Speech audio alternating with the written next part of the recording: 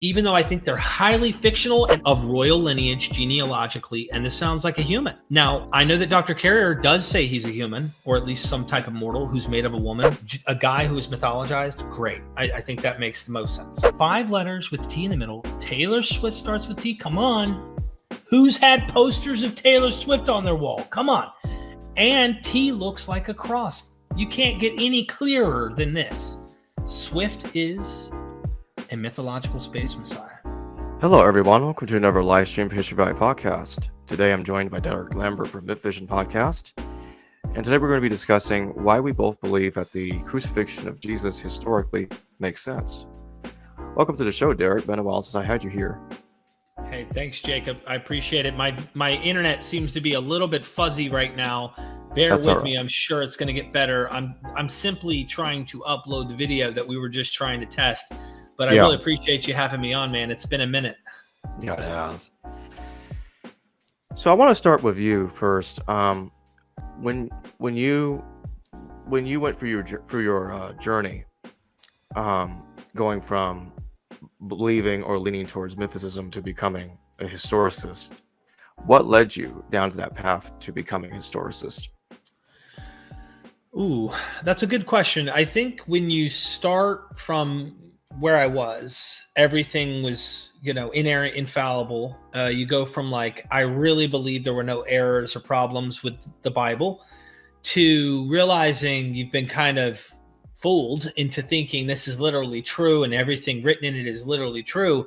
Once you discover, and I kind of want to paint the picture, I guess, for me, once you discover a lot of this is whoa, this is not true. Jesus didn't do that. In fact, seems very fanciful. And then when you look at comparative religion, or you look to compare, you kind of go, other people did similar things. They don't have to be identical, but similar. And you've already accepted that those were legendary. You've seen that that's not the case. So then you get to Jesus and you start realizing, oh, snap, he couldn't have existed because this didn't happen, right? You start looking at particular details, whether he's walking on water, or you find turning water into wine, you see Dionysus, or whatever it might be. You start to kind of compare and go, hold on, this seems very mythical. Then you get to Jesus and you go, well, he didn't do that. This is fanciful narrative. And in my mind, it was really simple to go, none of this is true, because I was already astrotheology type mythicist. I thought maybe this is all an allegory about the sun, moon, and stars. And so none of this is historical.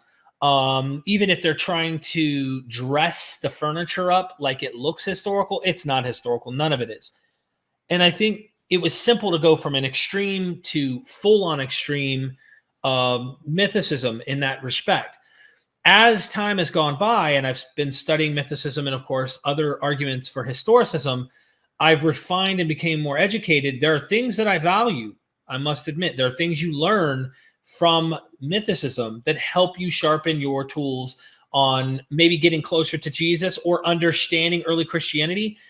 I don't want to throw the baby out with the bathwater or go into any extreme in my position today either. But I'd say some of the things that really led me to start thinking there was a guy is, over the years, I've interviewed Robert Price, I've interviewed Richard Carrier, and those who are mythicists. And when I ask about crucifixion, there's not one answer from a mythicist. That doesn't mean they're wrong. But one of the answers I've gotten from Robert Price, for example, is that this is a celestial, you could say that there's the specific constellations that align in the celestial plane, or something to this effect, where he's trying to explain it in astrotheology terms. That may be because he helped edit the Acharya S book. And so maybe he has some overlay from that, and he's convinced that when Paul talks about Jesus is crucified, maybe he thinks there's something there. And I've asked this question over the last 2.5 years. What does Paul mean when he says Christ was crucified, buried, resurrected, the whole nine? That this might be some celestial thing for him. For Richard Carrier, it was, this is a real person in the mind of Paul and in the early Christians who actually was crucified and really gets buried and really gets resurrected in a real physical body up there in heaven. And so for me, this is where the rubber hits the road of the question today and the title of this show. And Jacob, I don't know if you share with me on this, and that's fine if you don't. In fact, I love my mythicist friends. I learn from them. I try my best to be open-minded. But in this particular view, if you had overwhelming evidence, Jacob, that said and clearly specified Jesus was crucified in heaven or in outer space, or, born in heaven or made in heaven, right? So of a woman from the sperm of David in heaven.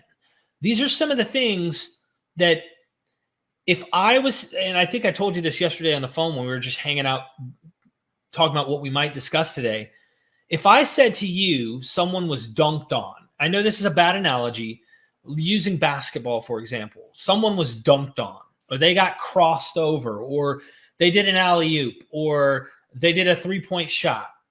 I wouldn't need to tell you that's on Earth. I wouldn't need to say, oh, by the way, basketball here on planet Earth, here in like this plane, below the moon, in this realm. I don't need to tell you that. I would need to tell you if I'm talking about Space Jam, if I'm referring to another dimension or realm where Michael Jordan enters and plays with aliens to fight their team and win the basketball goal.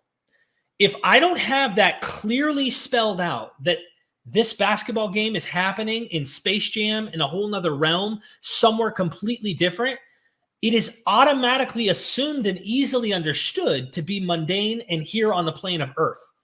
There is no reason to draw the celestial, birth or the celestial crucifixion when we have sandwiched before and after. If you look at this like a sandwich, Paul is the meat, the pickles, and the lettuce, or whatever.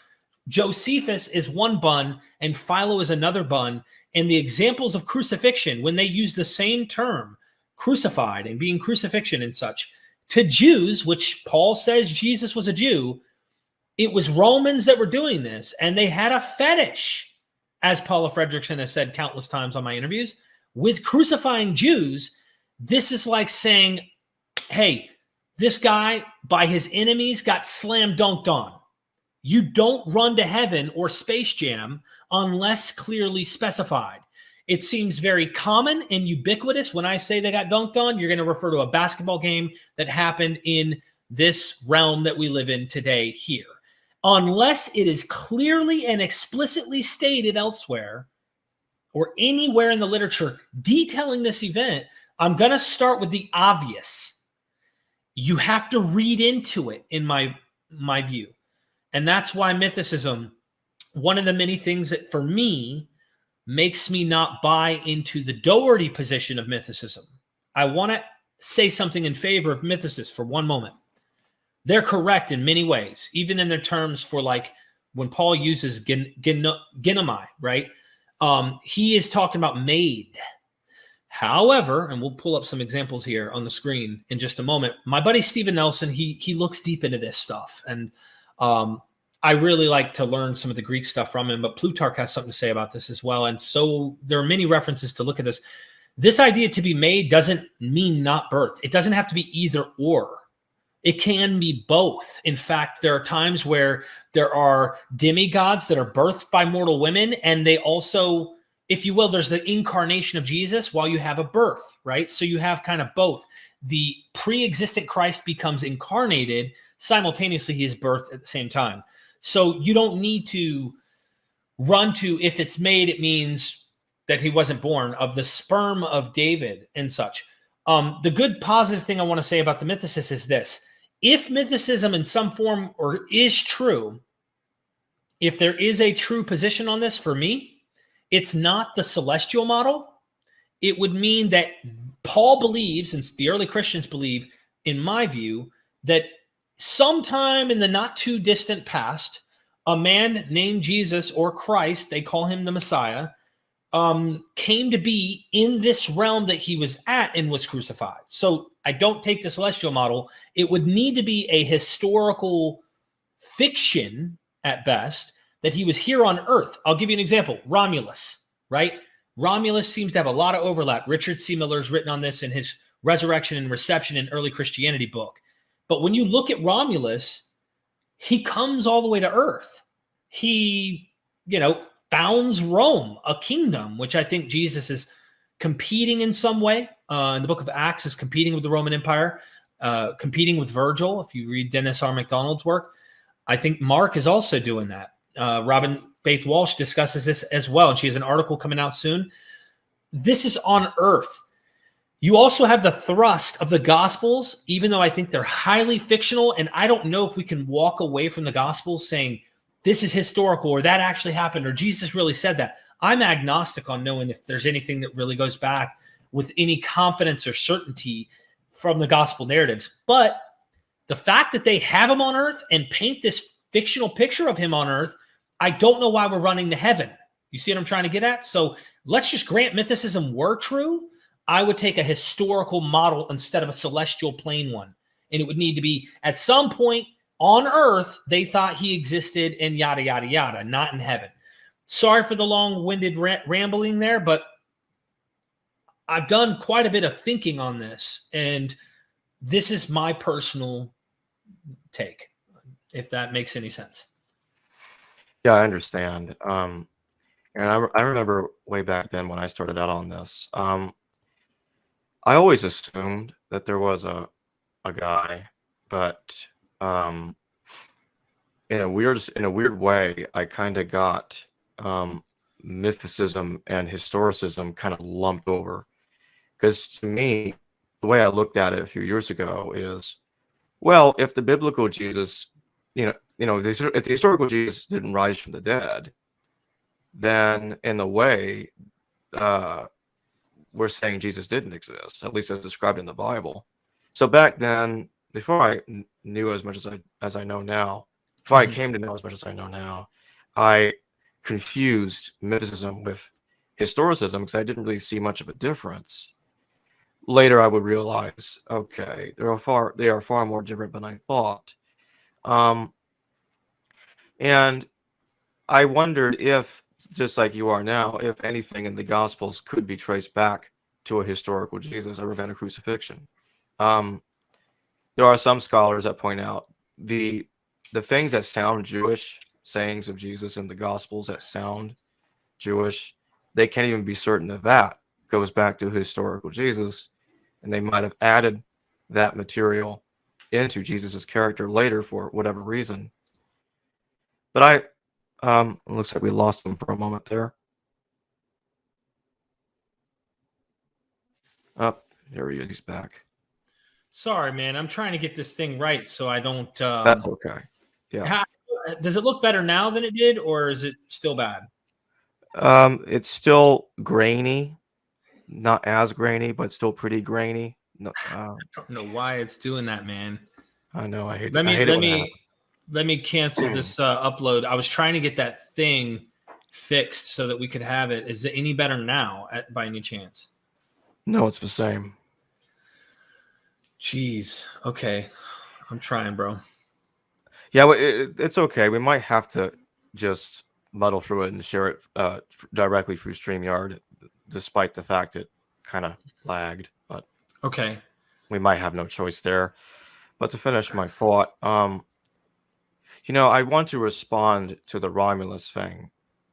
I'm not so positive if Romulus is an example of someone that didn't exist from my point of view. There's a while back, there was a defense wall that was found in Rome. I remember reading about this, and it's located in about the same place that the myth claims Remus had it built, because it was Remus's defense wall. According to the Roman myth, Remus is the first person to build a defense wall in Rome, from what I remember. And Romans were often ancestor worshippers. That's something that we can't forget. And I don't really have a problem with the idea, personally, that Romulus was deified. And what happened is, as he got heavily mythologized, a belief came to exist that he descended from heaven. I don't think saying that somebody descended from heaven clearly shows somebody didn't exist. I think it was a exaggeration that was added to him. So that's why I don't agree with Mythicists that he's an example, a clear example of someone not existing. It really, to me, and can you hear me clearly? I want to make I sure do. I do. okay. In fact, It the wouldn't quality is a lot better now, as a matter of fact. Okay, good, good. It wouldn't matter to me whether he did or didn't exist. Yeah. I make the point, assuming he didn't, let's just say, Sure. that he obviously is a model of somebody who comes to Earth. And Yes. much of the mythology that I find, Richard C. Miller's book is one I keep referring to because I just recently read that thing through and through, and it's really such a good book. I left a review on Amazon. I hope to do that more often with the scholars I read, but he shows that the New Testament and even Paul, the earliest church fathers, the New Testament Gospels, Paul himself, he has a son of God of noble bloodline. He's claiming him from the seed of David, competition son of God to the obviously Julio-Claudian and the Roman versions that are floating around, Greek and Roman ideas. And he models this. This is kind of modeled after the Greek and Roman world. And if I look at the Greek and Roman world, I'm seeing Julius Caesar, I'm seeing Caesar Augustus, I see Romulus. Let's just say there's a little existent, non-existent historical figures that seem to have existed, at least in the eyes and minds of those who are reading this material in the Greek and Roman world. And Jesus gets modeled in many ways off of this. I mean, you wouldn't have Jesus floating up in a cloud in Acts chapter 1 if you weren't trying to say, hey, our guy is better than your guy. You use what is the topos, the tradition. And you'd say the same thing for Moses. We all know when we read our Bibles, Moses dies and wasn't allowed into the promised land. Okay. So God buries him, or he gets buried somehow. God, it seems to imply God buries him, or at least in some way make sure he's taken care of and he gets buried. Josephus and Philo have him have an apotheosis and is taken up. Now, the only reason you would do that is you're modeling it after the larger empire. And so it seems fitting that I would need more models if we're going to do I'm going back to a Doherty hypothesis here. I would need more contemporaneous models that fit a celestial figure who only comes down to a third heaven, who only remains there, never goes to earth, only stays in outer space, and then goes back up to the seventh heaven in outer space, but never comes to earth. I don't have enough of that. It's, again, the Space Jam basketball analogy. And if I had a lot of that, I would be sitting there going, hold on, maybe this guy is a complete fiction in the minds of these people. Mind you, I do think if you take Paul as a diviner type, like a person who is a mystical person, I do think he's having some mystical hallucination, some mystical personal experience with this Jesus, as he calls him, the Christ. But I don't think that is like, oh, well, that means there was not a guy at all. You see what I'm trying to get at? Yeah. And mythicists have an upper hand in a sense because we have such horrible data on Jesus coming from a guy who never met him and is having these hallucinatory, revelatory, I'll call them, experiences with Jesus. So it's like, you got a good point to make here. Assuming he doesn't know anything about this Christ, though, and he got everything from Scripture and Revelation, is also a fundamentalist position, in my opinion, that, fundamentalists go to the full extreme. The whole Bible's inerrant, infallible, literal. Like, right. Why was he in his own letters persecuting Christians? He had to know what they were believing or teaching, or he wouldn't be persecuting them. So exactly. You have to know their position. So to act like there was in the real world, people think if you're a Muslim, you think Gabriel really gave the revelations to Muhammad in a cave. If you're someone like us, you go, actually, there's probably oral transmission of stories going down in Arabia. We don't really have evidence of the text existing, but definitely stories about Jesus, stories about Mary and Moses and Joshua, you name it, the conquest, all of that, Genesis, Adam, Eve, etc. But there seems to be also some Gnostic traditions that float their way in, making a clay bird into life. That's more of a historical approach, right? Well, if we look at Paul says, I received none of this from man, meaning I'm not here to please man. I'm his non-circumcision message. He got this from, divine revelation in Scripture. You have to believe what Paul is saying and actually say he didn't learn anything from anyone else. I don't believe that Paul only learned everything he ever talks about with Christ from revelation and scripture only. That, to me, using a historical method, I would say this guy had to know something about the earlier movements before him. That's why he persecuted them. He had to know something about the Christ, and something happened where he ends up switching teams. Simple. Yeah, I think it's difficult to claim that Paul invented the crucifixion of Jesus, made it up, because if you look at, even if you just believe in only 7 of them and you claim that the other 6 of the 13 Pauline epistles, because Hebrews is not a Pauline epistle, you think that 6 of them out of 13 are not authentic, pseudepigraphy. Paul in 1 Thessalonians blames the Jews for Jesus' death. He says that the wrath came upon them for what they had done to Jesus. And in 1 and 2 Corinthians, vague archons, earthly archons, not heavenly, are behind the death of Jesus. And to me, it sounds like in at least in those contexts, he's avoiding naming the Romans directly as being behind the crucifixion of Jesus. To me, the crucifixion is a problem that Paul is trying to work around, but he can't. And he wants to avoid naming the Romans, so he names anybody but them, if you get what I'm saying. Because Jews don't crucify people. Maybe in Alexander Junius' time they did, but Jesus didn't live in that time, unless you want to stick with the fringe position that he's the Jesus of the Talmud that lived a century earlier or two. Because there's another Jesus in there that lived even earlier than that, 2nd century BCE. But I don't buy that. I think this is somebody else. So that's one of my biggest problems with mythicism is, why is Paul trying to blame one group over here or this other group over here, depending on which letter you read, because he's trying to avoid fingering the Romans. Right. Like, I mean, look at Revelation.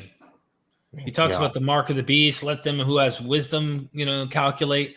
And of course, Christians find loopholes to escape the problem of this being Nero, being a 1st century document that's trying to deal with stuff soon, which means it failed. But they find a way to escape it. Why would this author be writing in code? I mean, do you not think that they would be killed if they did name Romans and clearly were making the point? So maybe, and I don't know. I mean, a lot of this is speculative. In fact, this is the one jab mythicists have, and I don't knock it. Give me the evidence. Give me the proof. Give me the guy. Show me the guy. If you can't prove the guy existed, then he didn't exist. Therefore, I'm certain he didn't exist. That's not a good argument to me either. I would be much more minimalist in my approach and say the evidence, if I look at the whole picture and I backed up, I can walk hand in hand with mythicists like a long, long ways in this talk. Sure, a lot of this is legend. Even in Paul, I go as far as to say I think the creed in 1 Corinthians 15 is already a legend. You have a son of God. You have eyewitness testimonies. And I gave quotations because Romulus had eyewitness testimony. Other Caesars had eyewitness testimony. All you got to do is read one apology with Justin Martyr, and he literally equates the Jesus movement with the other sons of Zeus. He says, hey, you guys had sons of Zeus. He goes further and then says also like those Caesars. And then he emphasizes, hey, you guys have eyewitnesses that come and say that they saw them have an apotheosis, that the Caesars became deified. Like, hey, we believe nothing different about our Christ. So Paul already, in my view, has a mythological or a legendary Christology, if that makes sense, or a topos that is legendary about Jesus. So you're already dealing with someone just a few decades, not even after the time we would say this guy existed, who's already legendary. And Richard C. Miller says in his book that sometimes in some of the cases with the Caesars, when they died, 2 or 3 days after their death, they're already coming up with apotheosis legends. They're already creating stuff up. So no matter what you do, you kind of should be open-minded and flexible. When I'm looking at the language, born of a woman of the seed of David, or even made right? Let's use the word to mean make or come into being. It can be both. And here's the example. I'm going to share my screen real quick here to give you, Plutarch has something to say on this. And I just shared it. So this is thanks to my buddy Stephen Nelson, who's a Greek guru. And I am going to butcher if I try to go on the right side here and explain any of this material.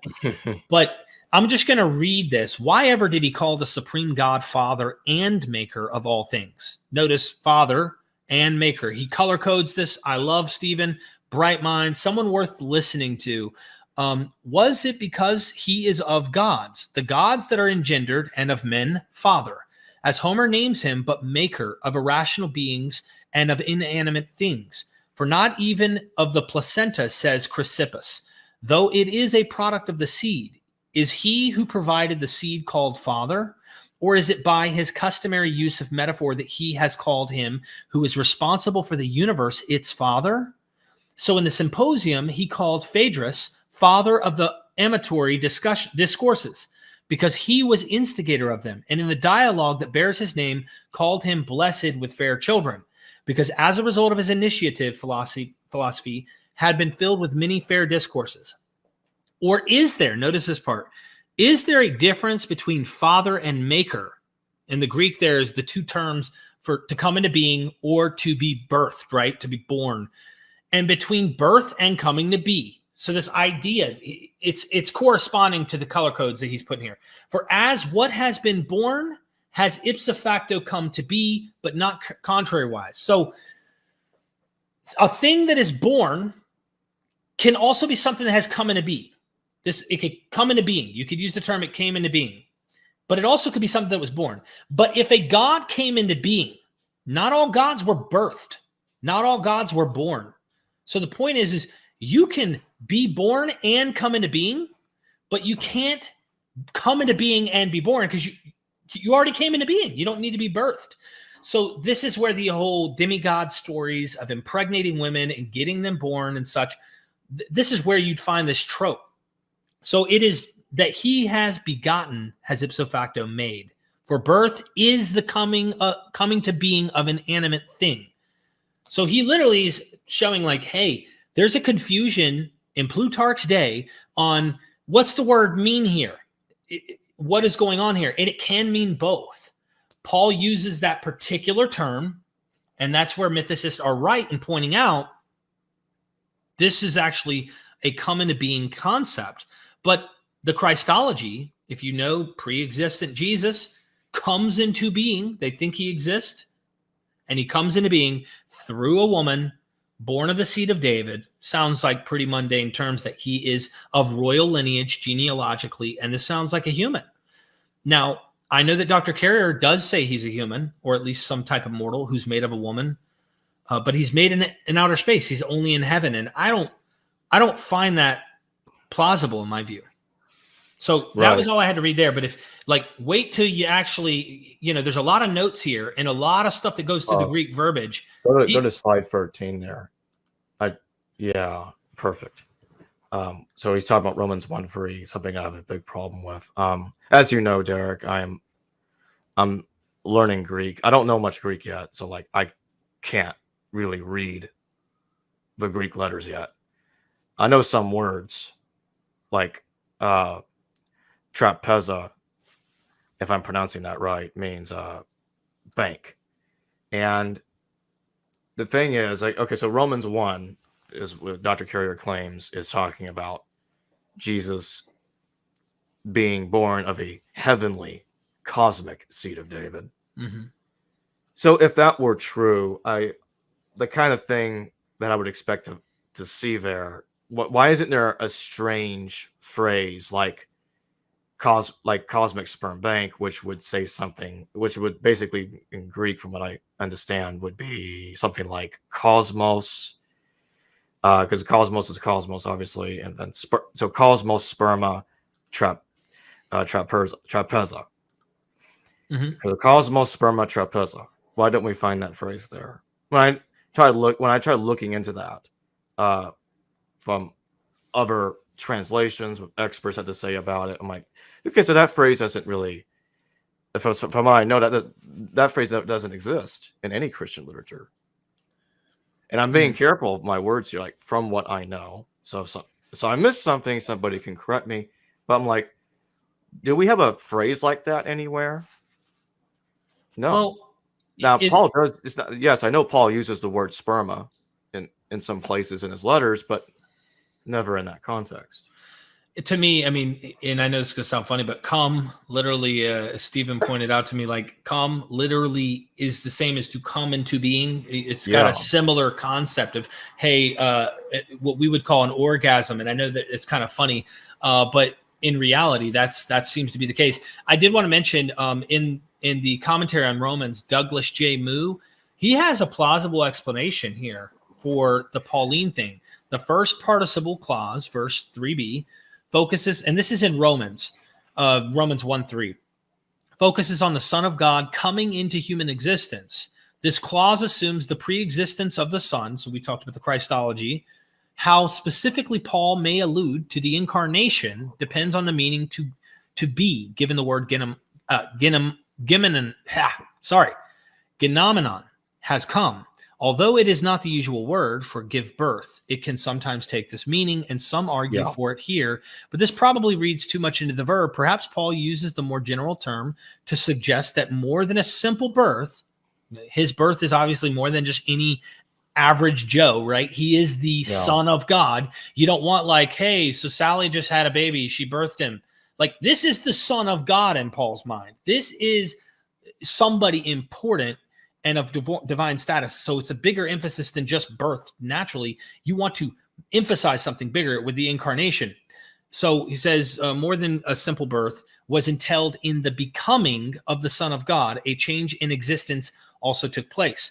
This appearance of the Son on the human scene is qualified as being from the seed of David, a clear allusion to the messianic stature of the Son.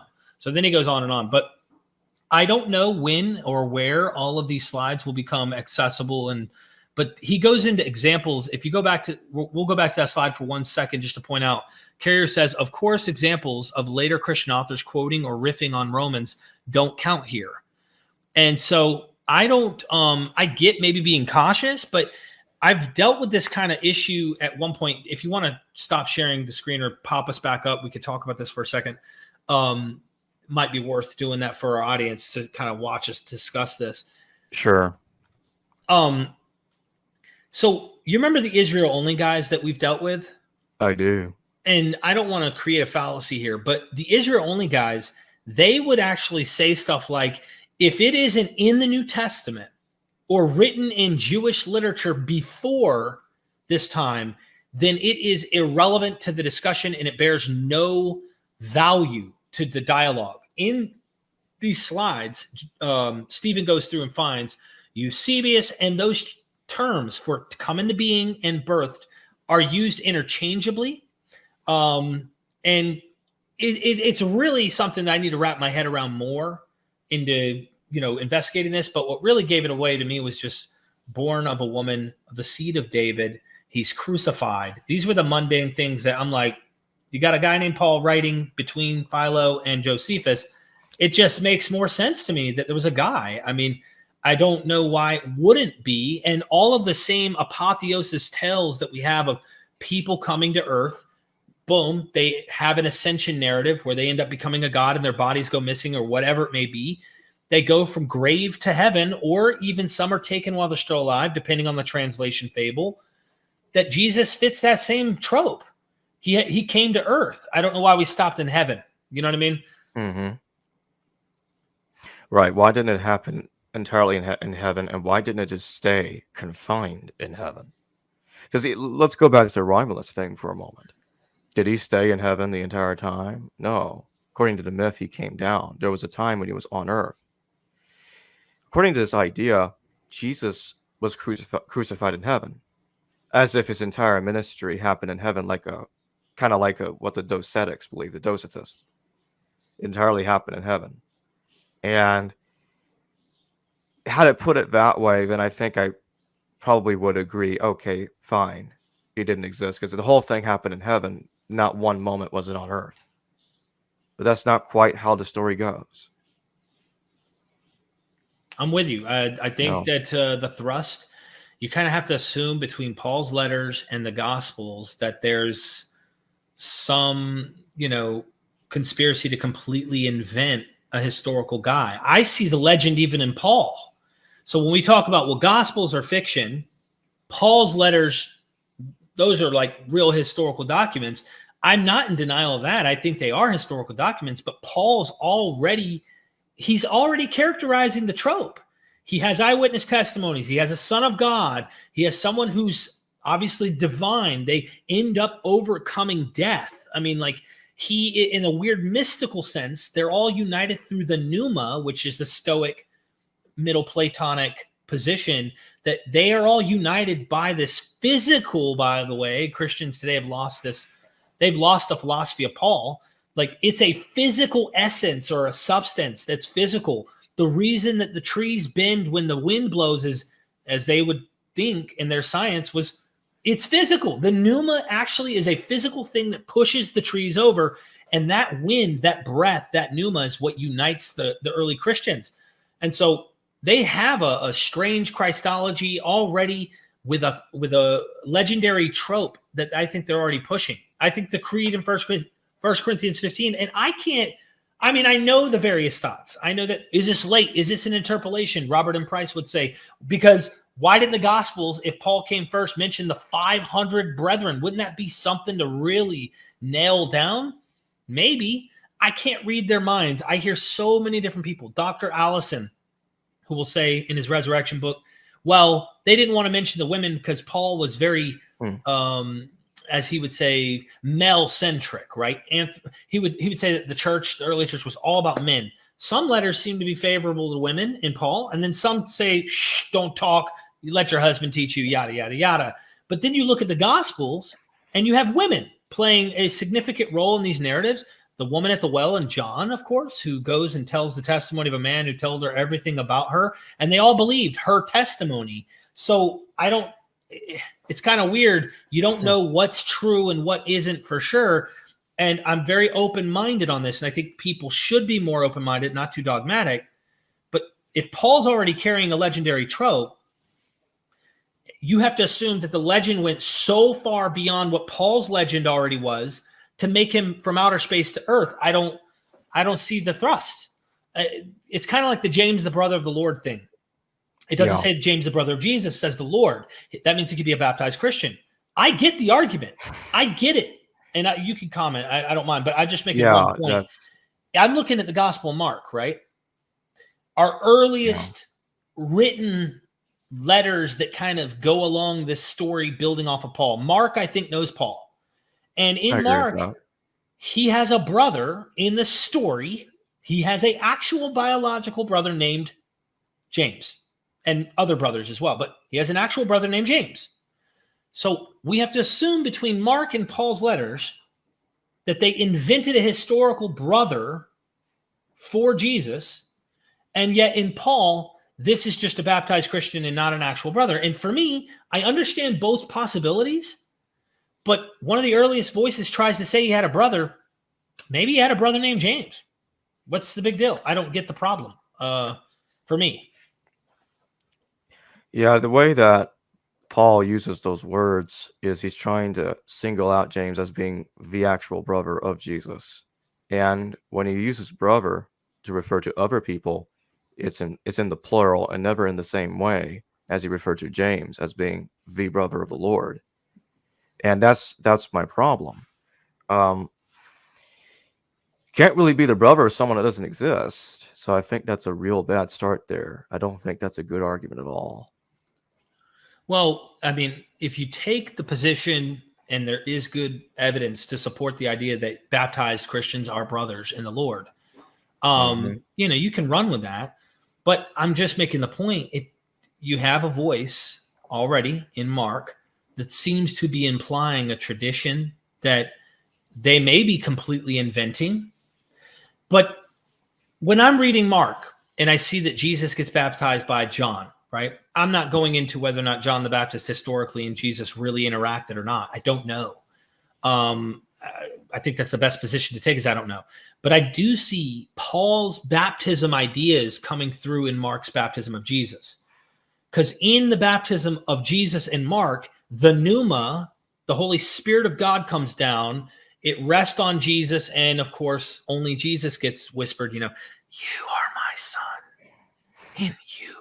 Matthew goes, this is my son, but Mark, it's talking to Jesus. Nobody gets it. Even John the Baptist is like, are you the blessed one? He's not sure.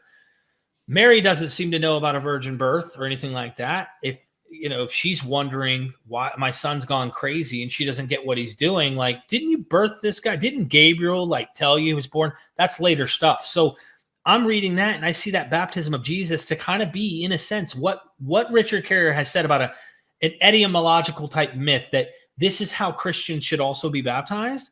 But if you take that, where did that come from? Paul. So you have to imagine that the tale of Mark is going so out of its way to fictionalize things that, like, this isn't on earth in Paul. Where does he get these ideas from? And in what way did he actually think that the baptism of Jesus reflects Paul? This is something I would say lends credibility towards, here's Paul. We don't really know how to get behind him. That's the problem of the historical Jesus, is getting behind Paul. Because when I read the Gospels, I'm seeing Paul. I see a lot of Paul pop up.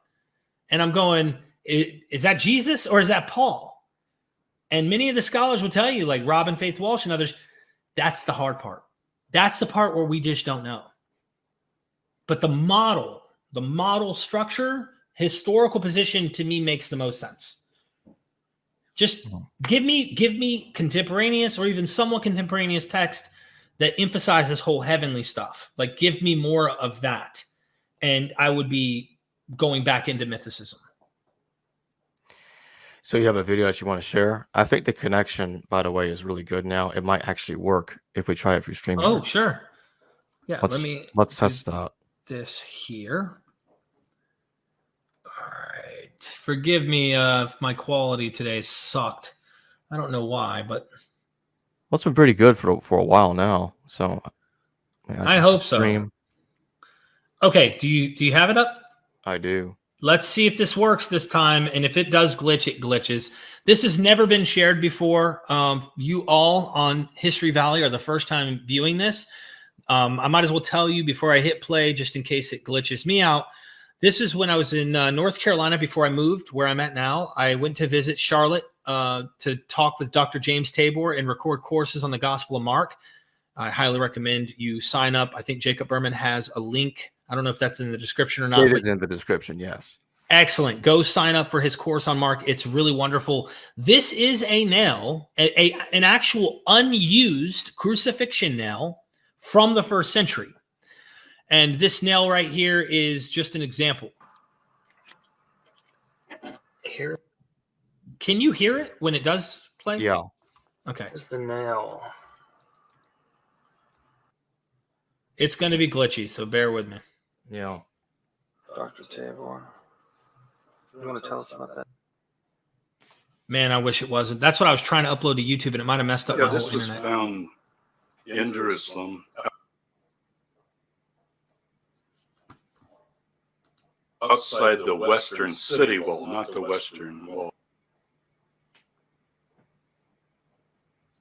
where Jews today pray. So he's actually given the commentary where they found this, how they discovered it. Let me try and fast forward it a little bit. Awesome. By Mack and Broshi. And of course, the Jerusalem's Antiquities department sent that to him. Of course, it's loaned to him. He'll have to send that back. But it just seems to me like, man, you could say, I'm going to stop sharing now. You could say that, like, they created a fantastic idea that Jesus was crucified in outer space. I don't start when people talk about basketball. People aren't thinking Space Jam. They're most likely thinking of actual sports that are actually happening here on Earth where people are doing it. Now I keep using the word actually because Dr. Carrier will emphasize that he actually believes that Paul believes, not that he really believes himself, but that Paul and the earliest Christians believe this is a real guy in outer space that really was born of a woman from the actual seed of David, et cetera, et cetera. I'm more like, I think Jews were carrying genealogies. This is why I think there's accusations of like, who cares about genealogies? And, there's even like critiques of people who are talking about genealogies going on in the early church. And yes, Jews were saying, like, I got pedigree, and even with Herod and who was the high priest of the year that ended up getting killed? I can't remember if Herod killed him or not, but this guy had supposed real descent through some holy or royal line. It makes more sense on Earth. Until you show me Space Jam, I just don't buy the Space Jam thing anymore. And that made the most sense to me at first, but it started to not make as much sense after investigating and learning from other scholars. Hope that makes sense. Yeah, it's to me, I want to go back to the baptism thing real quick. I think to me it makes sense John the Baptist baptized Jesus. I don't have a problem with that. And now that we're on that topic, I think that James, the brother of Jesus mentioned by Josephus, I don't think that was added. I know that some people that happen to be historicists want to make a case that isn't there, which I think is odd. I mean, it's in. I know we don't have many manuscripts of Josephus, but that one seems more likely to me than the other one. You know what I mean? In the couple of manuscripts of Josephus we've got, it's in there, and Origen of Alexandria seems to know about it. Yeah, he might have partially misquoted it, but for the most part, he was faithful to what Josephus said. So I don't really understand why some people want to believe it wasn't there. Maybe that's the wrong way of putting it. I don't understand why some people think it's not there. That's what I meant to say. I mean, I've heard arguments, right? I'm not well versed on this particular issue.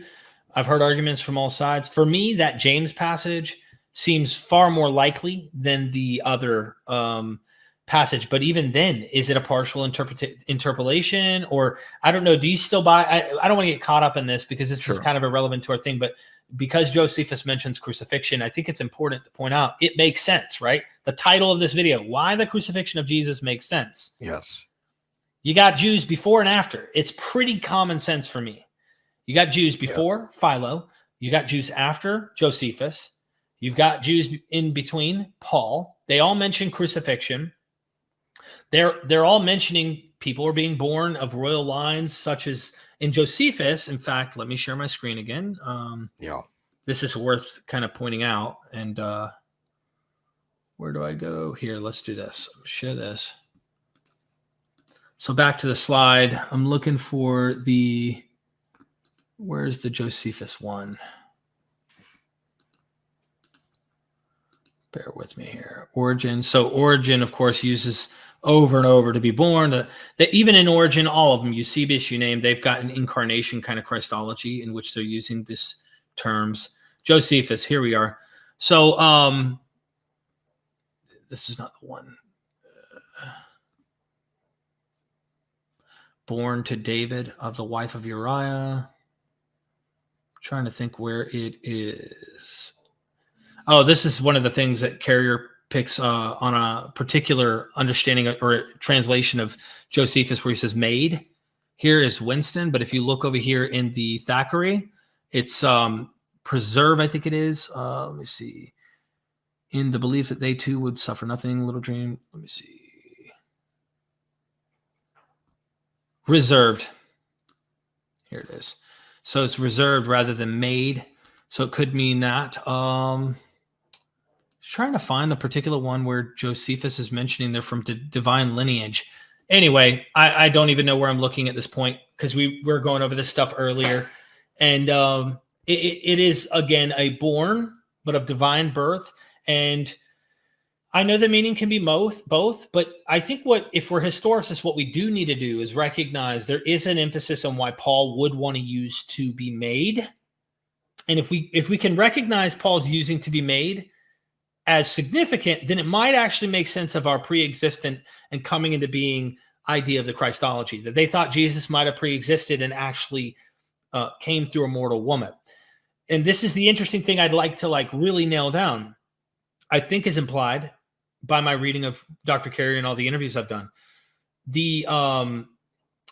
In Paul's mind, Jesus is really seriously literal flesh and blood,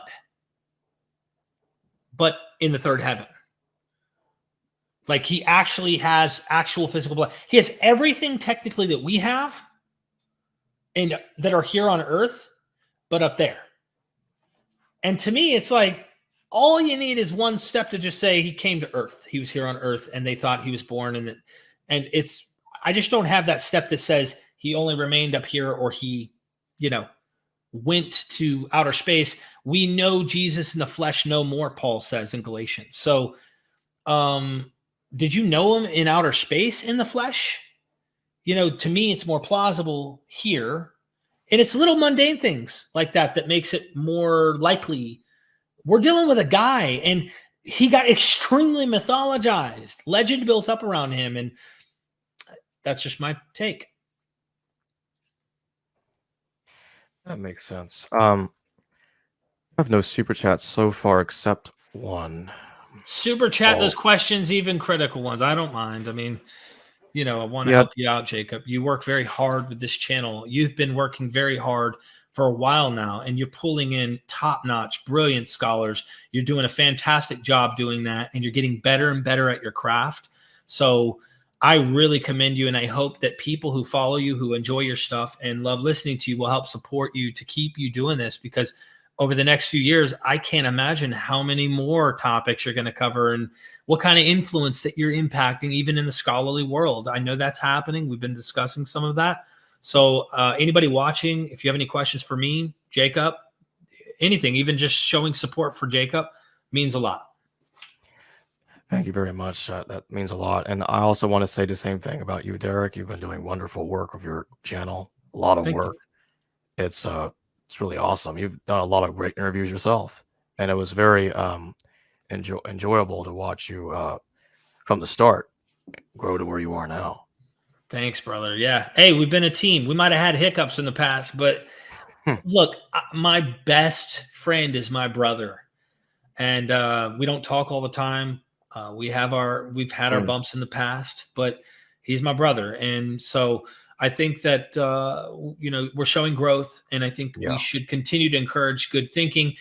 As a host, you allow many voices in your chat. You allow other people with different voices to participate. And I think that if you're going to be fair, that's the best thing, because not everybody is seeing things the same way. And sometimes we're in different paths, right? So we might be at a certain point in our journey.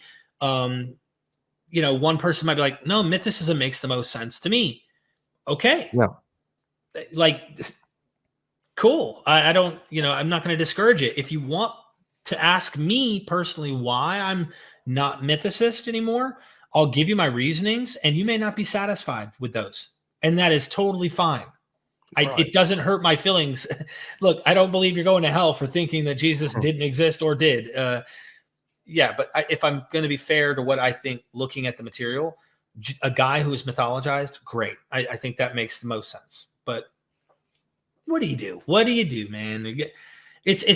There's so many different people out there that have different voices, that are scholars, that are worth looking at. Absolutely. Our hour is almost up, so let's get to the super chats. Hey, I'm here for you. Yeah. Don't worry about rushing. I'm here to hang out. So if we can get some super chats and get the party started, let's do it. Yeah. Let's help Jacob out here. Seriously, Jacob, you haven't had me on in I don't know if a long time. It's been a minute since Ralph Ellis. Yeah, that's the last time we got together about Ellis. How many men are Jesus tomorrow? Never ends. I mean, he's actually he's recently starting to say that Emesa and Edessa are the same place now because their names sound like, Vanessa is also the same. No, I mean, and add Vanessa to the list. You might as well add Vanessa, and then Oh, and Oh, Tesla. man. Tesla. Oh, there you go. They named the car factory after That's this it. land. It's really the same place. It's the same place. Tesla invented tennis. Oh, No, goodness. he actually claims to have been an airlines pilot, Ellis. I'm like, well, if that were true, I'm not stepping on that plane that you're flying, because you're gonna tell him he's gonna say we're gonna go to Washington D.C. Actually, that's Washington State. Tennessee is Tennessee, Egypt, and Memphis, United States is Memphis. Never ends. It doesn't. It never ends, brother. Never ends. I think it's funny. It really is. It's sad that he believes this stuff. Max the Confessor, thank you for the super chat, but I don't know where you're going. Max in the hizzy? Max the Confessor. What's up, Max? Quick question, Jacob. Did you actually get a PhD from Price? Laughing out loud. Well, it's not a PhD. It was a honorary PhD from the Journal of Higher Criticism, and it's not an actual PhD, as he himself has admitted to me. Of course. It's a nice souvenir, but that's all it is. Is it fair to say that Dr. Bob is saying, look, James, you've been impressive. You've learned quite a bit. And it's the best I can do is just say, this is something that I think you've really earned. Like, you're super smart. He's not like working within any academic structure trying to do this. So it's the highest accolade you can get from the encyclopedia we call Dr. Robert M. Price. So I don't think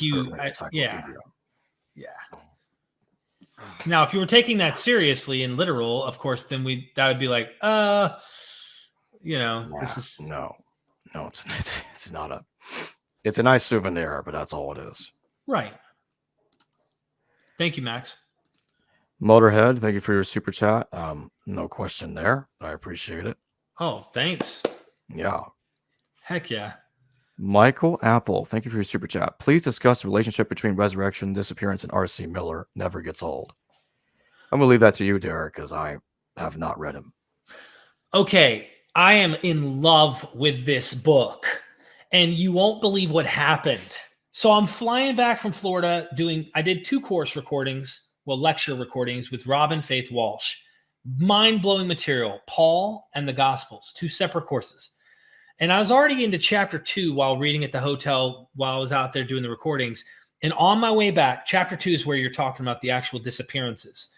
On my way back, I read the rest of the book on the flights, and I fell asleep on the last flight. And then I got off the flight, and I realized when I got home, oh my gosh, I forgot Richard C. Miller's book on the aircraft. So I so then I ended up writing a review, of course, for the book on Amazon. I hope it's up by now. And then contacted him and said, hey, can we get the publisher? I know I'm a knucklehead. Can you get the publisher to send me another book? It's that good of a book. That's my little plug for it. The book takes you first into the earliest apologist for Christianity. Justin Martyr, Church Fathers, Origen, you name it. And they're all equivocating Christianity, the Jesus mythos, topos, with that of the sons of Zeus, etc. So he wants to first tell you, like, hey, they recognize that this is no different than what you guys are doing over here in the Greek and Roman world with your Caesars, with your demigods, with your gods, with your heroes, you name it. Asclepius, Dionysus, on and on. In chapter 2, I'm going to share my screen here to tease people, if you don't mind, Jacob. There you go. Chapter 2, right? So here in 2.3, which is the translation fables, he goes into a gallery of names and, of course, the different people in alphabetical order from Laurentia. And I mean, literally all of these, every single one of these, I'll give you an example. He gives you the source. Let me get one that everybody knows. Let me get one that everybody's heard of. Asclepius, right? So here's Asclepius. The sources, where you're going to find it. Hesiod, Hyginus, Astrology 214, Fab, Lucian, Dial, Minucius, Felix, Octavius, Galen, commentary on the covenants of Hippocrates, and of course, Origen against Celsus. Fable. Here's the fable. Asclepius was killed by Zeus's lightning and granted translation. After Asclepius's death, Zeus placed Asclepius's body among the stars as the constellation. I always mess this up. I'm just going to call it Serpent Holder. Galen, circa 180 CE, instanced another tradition indicating that, as happened with Hercules and Dionysus, Asclepius ascended to the gods in a column of fire. According to Celsus, Asclepius often appeared in a physical. Jesus was born or resurrected, as everyone wants to argue. He's in a physical body in some way, right? So he appeared in a physical post-mortem form to perform many miracles of healing. Origen tacitly concurred that such accounts abundantly circulated.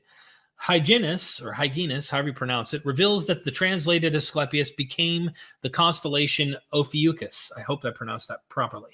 The sub-theme. So you're going to find in the sub-theme of every one of these, that particular translation fables kind of details, right? He's associated, the translation is associated with Zeus's thunderbolt.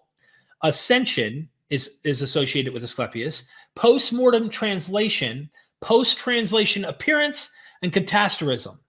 So at the beginning of this, before he goes into these tons and tons of examples that you see here that are so worth reading. I mean, there's just so many of them. I had to drink coffee going through this section because it's hard to get through them. It's really good as a source to go and reference, to point out. I mean, look, we're not stopping. They're all sub-themes that are similar, and they're not identical. Sometimes the person goes into a river and or a body of water and disappears. Sometimes it's Zeus's thunderbolt. Sometimes it's a pyre of fire, right? So a fire that ends up consuming them. Sometimes they're walking on a road. Sometimes they're dead and then they're taken. Sometimes they don't even die.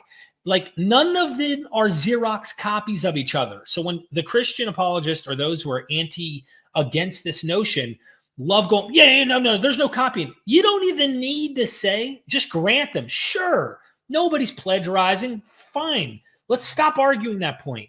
You don't need to plagiarize to know that the topos, as we keep saying, the tradition, the stories that are out there, this is how you write them. It's obvious. And it goes on and on and on. So this chapter is a thick one that goes into the various translations. But what is common, what is almost in every case guaranteed to be there, and we can come back to, I'm just showing that chapter too. I didn't even show the whole chapter. It's dense. Every sentence is very dense, so it's not an easy read. I had to get my Google out and look up definitions along the way because it was very heavy scholarly stuff. What you find without a doubt, ubiquitous across these fables, is their body goes missing. The body goes missing. In every situation, in some way, shape, or form, they disappear. Jesus's body is missing from the tomb. It's so obvious. And even if you wanted to argue, let's just say Paul doesn't explicitly say anything like this. He says he was buried and then resurrected. There's no missing body trope or theme in 1 Corinthians 15. But his body is emphasized that he no longer will have flesh and blood, but he has a pneuma body, a spiritual body, right? So even then, it's like the flesh and blood body has to be gone somehow or irrelevant to the point. So is this in line with the rest of the tropes? Mark makes sure that it is. If you don't think Paul did, Mark capitalizes on this. It's legendary. So that I love Richard C. Miller. I love this super chat. I really appreciate people pointing this out. And guess who pointed it out to me? Derek Bennett. Derek, come here real quick. Just come say hey to everybody. You won't be able to hear anybody. Just come wave. It was this guy right here, Derek Bennett. Say hey to Jacob. Hey to everybody. Hey. He introduced me to Richard C. Miller in terms of his work.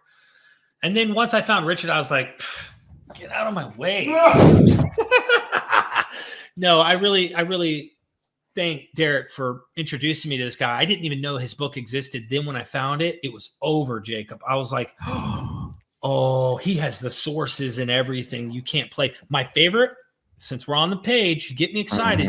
You know me, All right, one more time, I'm sharing the screen just for a second. This you don't have to keep me up too long with this. This is just one point, and this has been shared before. For those who haven't seen it, here it is. This right here. This is the translation of Romulus and Jesus compared. Both have a missing body. Both have prodigies. Both have darkness over the land. Mountaintop speech and Great Commission, where Romulus tells Proculus Julius, hey, go tell them that my city, Rome, will rule the world. Guess what happened? They ruled the frickin' world. We should worship Romulus now. Come on. Ascension narratives in both. Son of a god. Meeting on a road. Eyewitness testimony. Both were taken away in a cloud. Dubious alternative accounts, meaning there's an account where Romulus gets killed by the Senate, and there's another account he doesn't get killed, he gets taken to heaven. Well, as M. David Litwa points out, or M. David Litwa, Richard C. Miller, points out in this book, this idea of him being killed is actually modeled after Julius Caesar's death by the Senate. So it's actually a Johnny-come-lately narrative for Romulus. It only comes up on the scene after Julius Caesar actually gets killed by the Senate. Anyway, immortal heavenly body. Outside the city, people flee, deification, belief, homage, and rejoicing, bright and shining appearance, and then frightened, all in sorrow over loss, inspired message of apotheosis. There you go. Sorry. Oh, no, that's great. Just don't give Ellis any ideas. He's just going to say Richard Miller and Robert Price are the same guy. Richard Carrier, too. I already knew you were going to say that. Yeah. And you know the joke I told you on the phone the other day that you and Derek Bennett are the same guy, too. Yeah. You just saw my identical me. Actually, you're bilocating. Yeah, we're actually docetic. So docetism is true, and he is me. I don't feel any pain. He's the version that seems like it does, but it doesn't feel pain. Yeah, right. Yeah. Max the Confessor again. Thank you for another super chat. New theory for Ralph Ellis. Nazareth is Nezar is Nazi. Jesus was Hyperborean. Oh my gosh. Oh wow. That's a brain cell killer right there. Wow, Max. Thanks for the super chat, Max. Appreciate you in the chat. Don't give Ellis any ideas. He's going to say Vespasian came from China because Asians in there. Oh my gosh. Yeah. Contextual religion. Thank you for the super chat. History Valley used to listen to your show a lot more when I was into Roman provenance stuff. Moved away from all of that, but it's good to see you again. Is the Roman stuff still your focus? It is, but I also do a lot of other videos that are not about that. So, yeah. I just want to say real quick, Roman provenance, even if it's true, it does not disprove a historical Jesus. In fact, in my view, it makes better sense of a historical Jesus, because creating propaganda about a guy that didn't exist doesn't make any sense to me. And that's all I'm going to say about that. Yeah, while I don't think the Caesars concocted what we're seeing in the New Testament, I did talk to Robin Walsh, and just to tease you all, she teases also in the course as well. She's writing another book that's coming out on Paul, and I think an article, I can't remember, article, books, stuff. She says that these authors of the Gospels are sophisticated, most likely elites. And I say that meaning they had money, but that doesn't mean that they had to. They could just be highly educated and not be rich. But they're not the high end. They're wannabes. This is her words. They're wannabe Plutarchs. They're wannabe Tacituses. They're wannabe Josephuses. They're not on that level. They're above average for sure, but they're not all the way up here where you would imagine if Vespasian or Titus or any of these Domitian were like actually involved in trying to create this stuff. She says they would have written way better than this, and it didn't come out that way.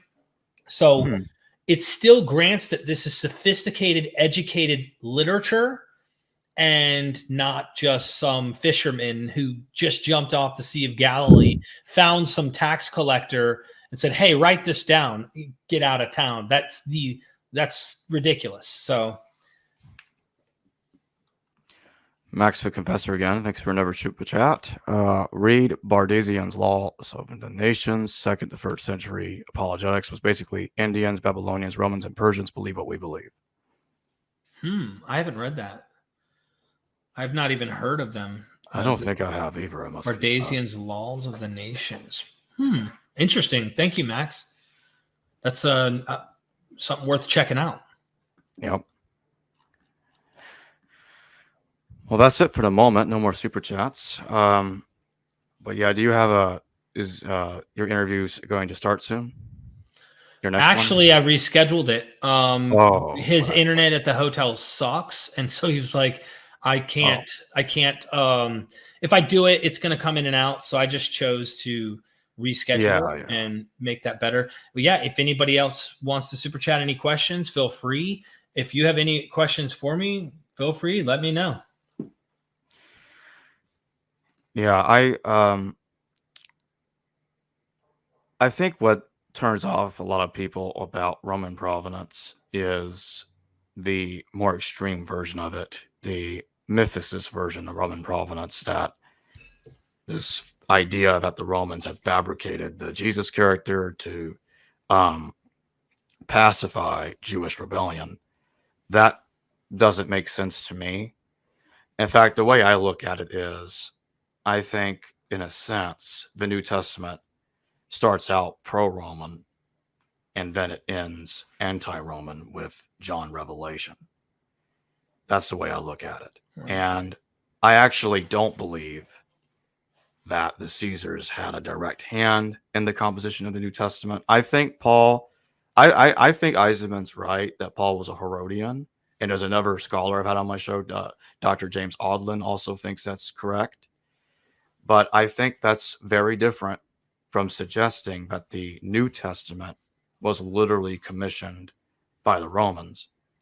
I don't believe that. As a matter of fact, I think when Paul was writing his letters, I think his position has changed. I actually think I think retrospectively he talks about his past. Like, take Galatians, for example. When he wrote Galatians, regardless if you think this was written before or after the war, he's not writing this when he argued with James, met James, the brother of Jesus. Not immediately. Right. He tells us that, well, if this happened 3 years ago, that 14 years ago, is all happening so long ago to him. And I think he's speaking retrospectively in Galatians 1 and 2. But if you shift to Galatians 3 to 6, there's a new argument there that he's dealing with presently, and he's agitated about it. And to him, he's trying to remind his audience that I'm going through another theological argument again, just like I did back then, as I mentioned in chapters 1 and 2. Here we go again. Now we have another argument in Galatians chapter 3, and he refers to them as fools for rejecting the crucifixion of Jesus. He tells them that Jesus was portrayed as being crucified among you, as what he says in the beginning of Galatians chapter 3. And I think that's a present argument, something that's happening right at the moment. But yeah, I think when Paul was writing his letters, he was more concerned with theological division in the Christian church. Hence, in 1 Corinthians chapter 1, there's multiple leaders he's competing with, like Apollos, Cephas, or John the Pillar. And he goes as far as saying that some people believe in Christ without believing in him. And he's agitated about that. But I think he also makes allusions to being concerned that some persecution has befallen the church at the hands of the Gentiles. So I think, because my view of it's very different from, it already sounds very different when you think about it compared to other Roman provenance, because many in the Roman provenance position think Paul didn't exist and his letters are fake, somebody else wrote them and all that stuff. And some of them even think Gospels were written before Paul, which is, to me, that doesn't make any sense. Had Paul had access to the Gospels, he would have had more information to use.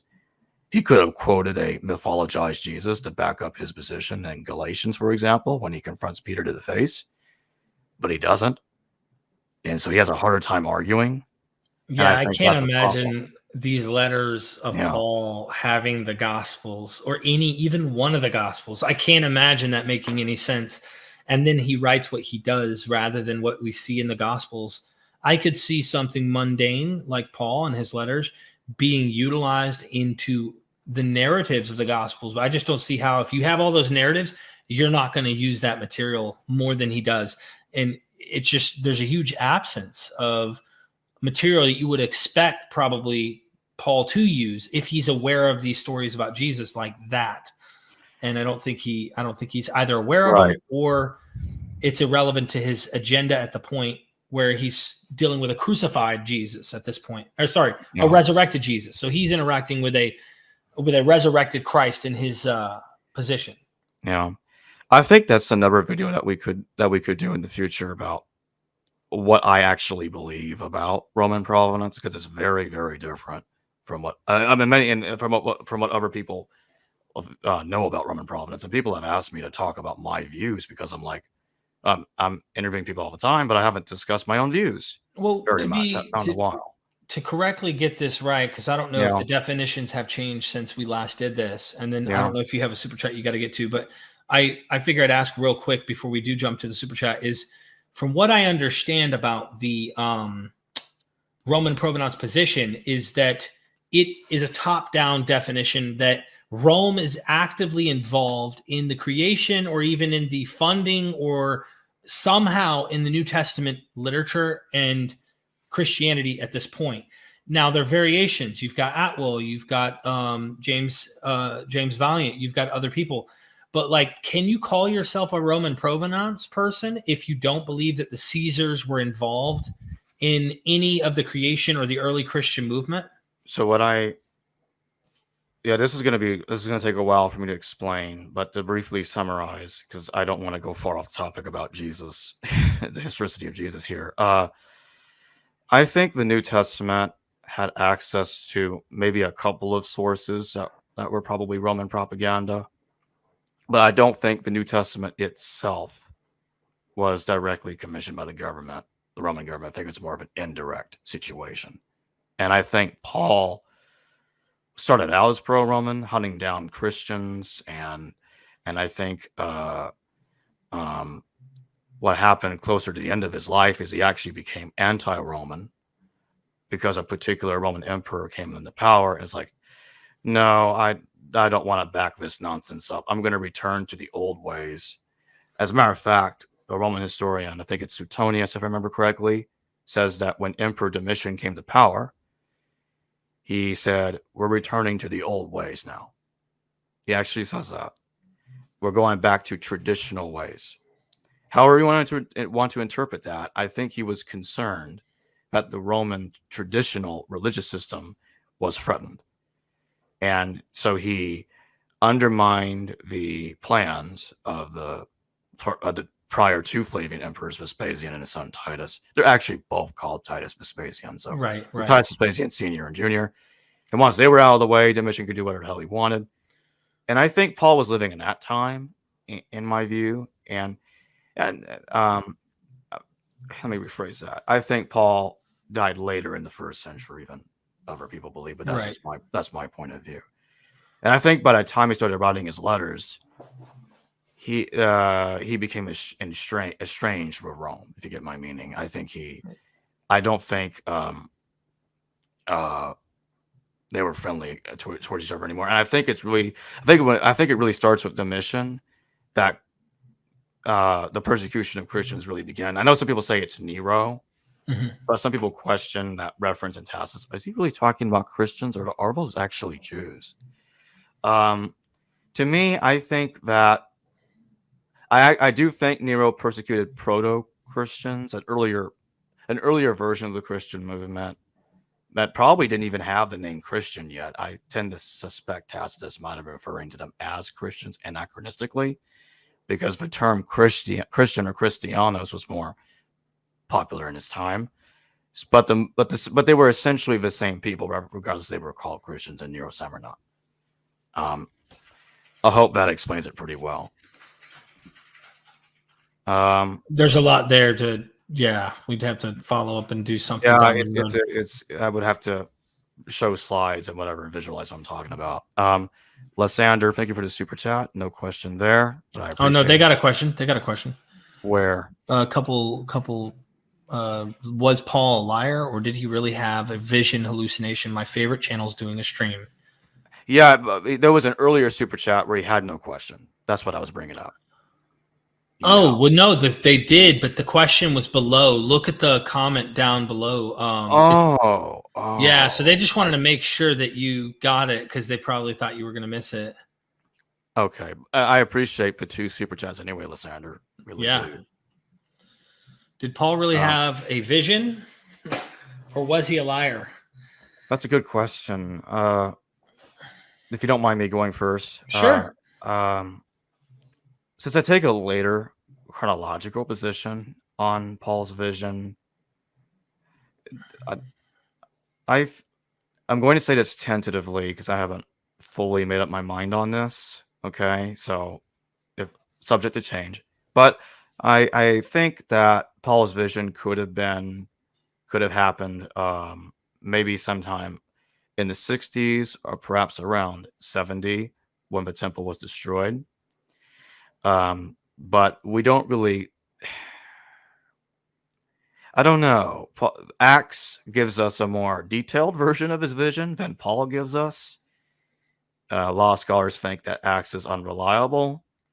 There are those that think that the we document of Acts, which is essentially Acts 16 up to 28, came from an earlier document that was stitched together by, I guess, the person we want to call Luke. And I think I agree with that position because it's kind of strange to me how it just suddenly flips from third person to first person. And several scholars believe that this is because the we document goes back to probably a real child companion of Paul, but we don't know who that person was. And the person that put Acts, assembled Acts together. Bear with me. Yeah. Spliced the two together into the same text, if that makes any sense. So I'm with Dennis on this, but it's not just Dennis. Robin Faith Walsh, Dennis, you name it. Richard C. Miller, we talked about earlier, specifically the Aeneid, right, which is the latest one. The Odyssey and the Iliad, of course. The Aeneid is actually rewriting the Roman history, making Julius Caesar and the Augustan line the true sons of God, and that their kingdom's going to last forever. I see the Book of Acts as a rival narrative about a son of God named Jesus, who is going to be an eternal peace-giving son of God king, and his kingdom will rule forever. And if you go in the Aeneid, and I'm not sure which, hey, Derek, do you remember the we passages in the Aeneid? I know they're in the Odyssey too, and they're in the Aeneid, but I don't know if you remember what chapter they were at. So we'll go to the Odyssey, but I know that the Aeneid also riffs off of that. You said chapter 10? Yeah. I figure it's worth reading book 10 just for the sake of our audience here, because they're paying good money here. We got to give them something, right? So book 10, and now anyone who's read the Odyssey and knows about Homer's Iliad and the Odyssey knows that this is a highly fictional work. That doesn't mean there aren't real places, that there aren't real themes. I mean, you have to have a fiction like this grafted into the verisimilitude of the place and time in which you're trying to write.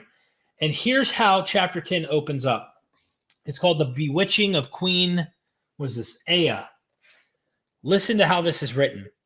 We reached the Aeolian island next, the home of Aeolus, Hippotas, son beloved by the gods who never die.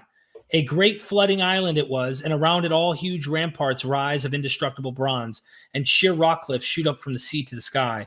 The king had served 12 children within his halls, 6 daughters and 6 sons in the lusty prime of youth. So he gave his daughters as wives to his sons, seated beside their dear father and doting mother, with delicacies aplenty spread before them. They feast on forever all day long. The halls breathe the savor of roasted meats and echo round to the low moan of blowing pipes. Anyway, it goes on, and it literally says, like, we did this and we did that, and we were so close. We could see men tending fires, but now an enticing sleep came on me. Literally first person there, not just third person.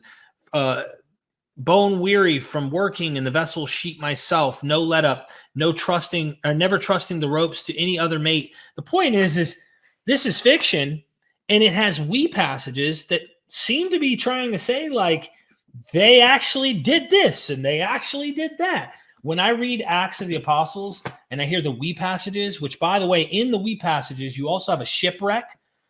And where else do we get this shipwreck with we passages? We get it in Homer's Odyssey, and we get it in the Aeneid, and we get it in the book of Acts. And in the shipwreck, get this, F.F. Bruce, Dennis MacDonald, in our recordings here said, even conservative Christian scholar F.F. Bruce said that the book of Acts is using the Odyssey for his shipwreck narrative with Paul. And I thought that's pretty telling when even a Christian who's very conservative scholar is like, yep, Dennis is onto something, at least here. They'll deny it everywhere else. At least, they don't really like to see it like Dennis does and others. But they clearly see this as Greek-Roman novel type material. And that's why I don't buy the historical approach. Is there history there? Maybe. I mean, if you read any of these three books, you're going to get a lot of geographical places, even people who may or may not have existed. It goes on and on. And in fact, one more thing, the Aeneid, which is based off of the heroic figure from the time of Troy and the Trojan War, Aeneas, legendary figure that they take way back there to say this is the founder of, or the father, if you will, that ended up playing a role in the establishment of the Roman government. Aeneas, a figure named Aeneid or Aeneas in Acts chapter 9. Let me double check this. There's a video that I did with Michael Cashapp, he was a student of Dennis MacDonald, but specifically after Paul's supposed conversion. All right, Ananias. The Lord said to Ananias, go. Okay, nope, it's not Ananias. Keep going down. Several days in Damascus. This is Aeneas. Yeah, it's Aeneas and Dorcas. But Lydia is somebody who's also there. But Aeneas, let's see. So there he found a man named Aeneas who was paralyzed and had been bedridden, for 8 years. Aeneas, Peter said to him, Jesus Christ heals you. Get up and roll up your mat. Immediately Aeneas got up. All those who lived in Lydia and Sharon saw him and turned to the Lord. Well, Michael Cashapp, using the commentary, the works of many of the scholars, but specifically the one on Acts with what's the famous commentary on Acts, Jacob? I think it's Richard Purvo. Richard Purvo's. He didn't do an in-depth Aeneas word search. Like he found like maybe 5 or 6 Aeneases in all of history where that name actually is used for a person who's written anywhere. And come to find out, if I said Michael Jordan, what do you think about? What do you think about? If I said Michael Jordan, what comes to mind? Isn't he the famous boxer? No, Michael Jordan? Oh, wait, not. I got him confused with someone else. Oh, yeah, the guy that's flying in space. Yeah. No, basketball. Oh. Michael Jordan. But you know what? In got him Space mixed up Jam, something he else. was flying in space. So I guess you could say okay. in a way, but he's okay. the That's famous what's basketball going on. player, kind of like Arnold Schwarzenegger. If I say Arnold Schwarzenegger, you think the best bodybuilder, even though there's bigger guys out there now, he's like the role model that people think. If you think of Tiger Woods, you think of the best golfer, right? Yeah. You could come up with any name. I don't care. You might disagree with the name I bring up, but I'm sure we might agree somewhere along the line of a name of someone who represents, they're like a legend that represent a certain theme, certain sport, certain topic, whatever it might be. Einstein. Oh, relativity, science. Oh, okay. So you think of Einstein, you automatically do that. There were probably brighter people in Einstein's day than Einstein, but he seems to be the legendary name that comes up when you're thinking of relativity or whatever it might be. Now, I say that to say Aeneas, when in the ancient world you said Aeneas, what comes to mind? Rome. And as John Dominic Crossan said so eloquently on our channel when I recorded him, he said, Luke Acts, he thinks, is definitely the same author. He thinks that Acts is a kind of like there's 2 volumes of work here with Josephus. Same author, 2 volumes of work. He says In Luke, you have from Galilee to Jerusalem. In Acts, you have from Jerusalem to Rome. So they want to take over the whole empire.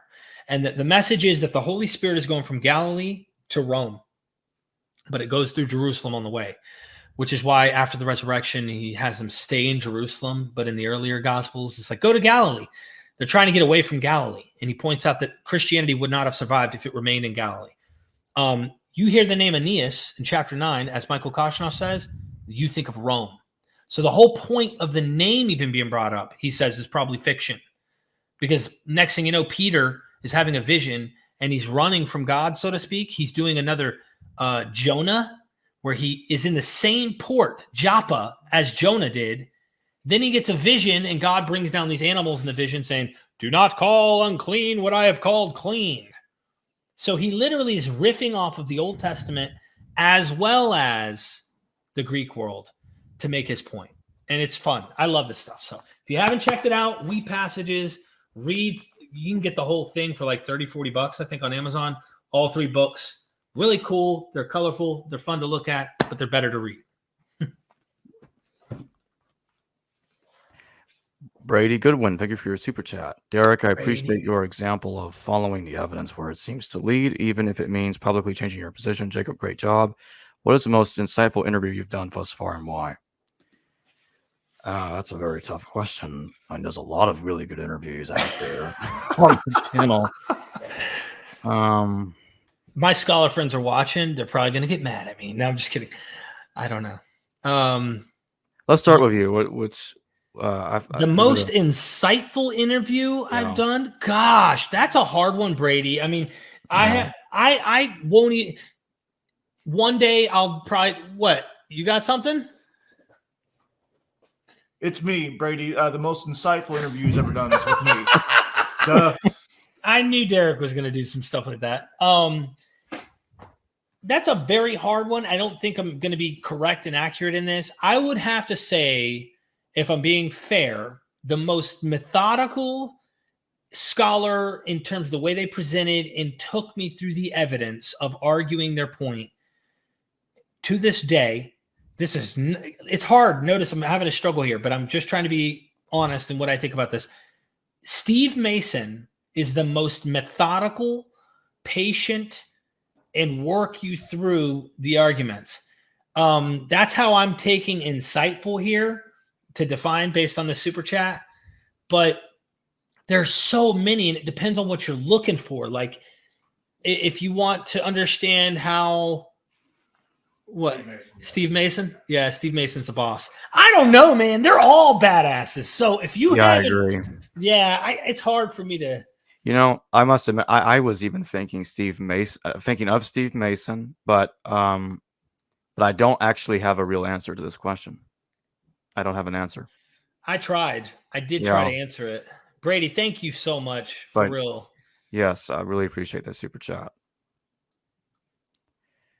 Whisk, thank you for your super chat. He says, thank you both of you for all you do. Off topic, but thoughts on a pre-Christian form of revelation. I guess I'll go first. Yeah, I've heard arguments of like this. I know that James Tabor believes in something like this too, that there was a proto-revelation out there. I find the mention of the 7 years, that there'll be turmoil on the earth for 7 years. When the Antichrist comes, he's going to rule for 7 years, and then the end times begin. Jesus is going to come down, something like that. But the 7 years, I'm not alone on this. Others have pointed this out, that 7 years sounds to me like the 7-year Jewish revolt. And if this was something written in the 2nd century CE, I guess that's possible. But to me, that part could go back to 70. Maybe. That's really all I can say. I really don't have much more of a position than that. Yeah, so I don't know the answer to this question. I know Dennis McDonald also has pointed out that I guess within some of the scholars on this, that there are some who say this, some who don't. So I really don't have any thoughts because I haven't done a deep examination on pre-Christian form of revelation. I don't really know what to make of that. I have read Adela Yarbo Collins book, Yeah. and the battle. What is it? Revelation, combat myth of Revelation or something. But yeah, I've read that, and it's really interesting how she shows there's differences that are happening between certain chapters to the next. So how they compiled this material is really, really strange. I don't really know the answer to this question, and I don't really have a thought on it yet because I haven't studied it. Whiskey, thank you. I need to correct myself for one moment there. I meant to say 73 CE, not 70. But let's get to the next one. Jack Bull, Thank you for your super chat. What do you think of Marcion priority, Gospels and New Testament? You want me to answer that? I guess you can go first. Yeah. So I have not examined this and studied this a lot. I know this is something that you've been discussing on your channel more. Of course, I don't think I've really talked about this much. The only times this kind of discussion has come up is maybe when Litwa came on to discuss, dating of Luke and talking about how Irenaeus is, pretty much saying, oh, no, Marcion, he added to and like, or maybe he took away, I'm sorry, like he's cutting out stuff that we had in our gospel. Who to believe, right? Irenaeus or Marcion, right? This is the question. And scholars fall on both sides of what the answer to this question is. And I don't really know. I really don't know. I think there's something Marcus Vincent, I heard through the grapevine, is doing really good work, at least saying what we have, there may be some conflation in the material, because by the time we get it into canonized form, you know how we talk about Marcion priority and stuff? I do think Mark priority.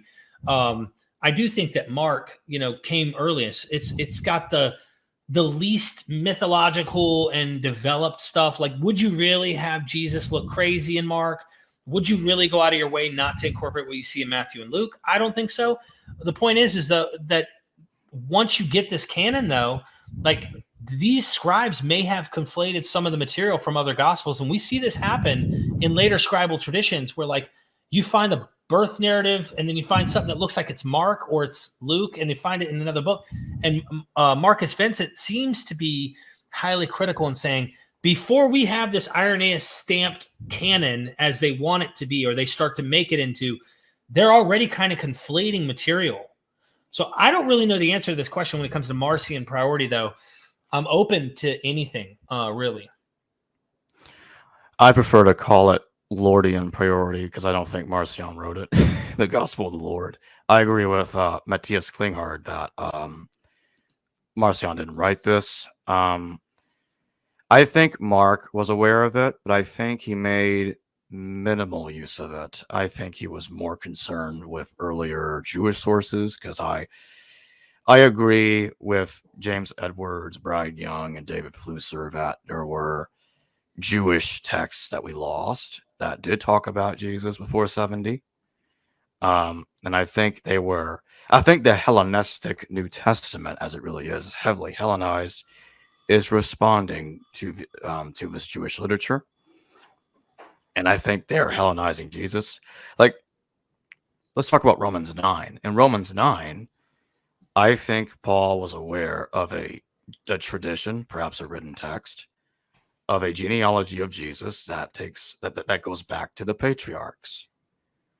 And, there's a text that in the first 1,000 years of Christianity, a lot of church fathers mention Hebrew Matthew. Now, they're not saying, just so we don't mix things up here, they're not saying Greek Matthew was a translation of Hebrew Matthew. Several church fathers were concerned. As a matter of fact, they heavily criticized Hebrew Matthew. And they often said, Hebrew Matthew is a problem because it presents a Jesus that we don't like. Like, this guy is pro-circumcision, pro-Torah. And this is Epiphanius saying this. Jerome and Eusebius make similar statements too. And they're saying, this Hebrew stuff is like a Nazarene Ebionim situation here, not a Christian text.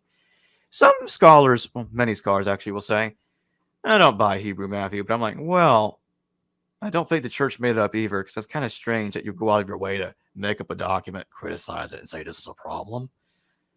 Yeah, I think this is in my view, I'm confident this is a pre-70 text. I think the Gospels were aware of it, but I think it was heavily overwritten. The problem is we don't have a manuscript. It's mentioned many, many, many times, even as far back as Papias, but we don't have a manuscript. We don't know what this text exactly looks like. But the church fathers, some of them that looked at it, have said, "Yeah, this is a very pro-Torah Jesus we've got in here," and they say this has got to be we got to call this a heretical document. We can't have this. So like I said earlier about Paul, the claim that Paul has made up the crucifixion. It's a So why would Paul create a problem for him to deal with? Just like, Right. Why would the church fathers, in the same token, make up a Hebrew Matthew that contradicts their portrayal of Jesus and then criticize it? I find that hard to believe. Yeah. Thank you, Jack. Yeah. Michael Apple, thank you for your super chat. Derek, you are now comparing Jesus to Aeneas, Prince of Troy. Aeneas, sorry. Prince of Troy. Okay, I still don't think Dido was written as Mary Magdalene. Yeah, I'm not comparing Jesus to Aeneas.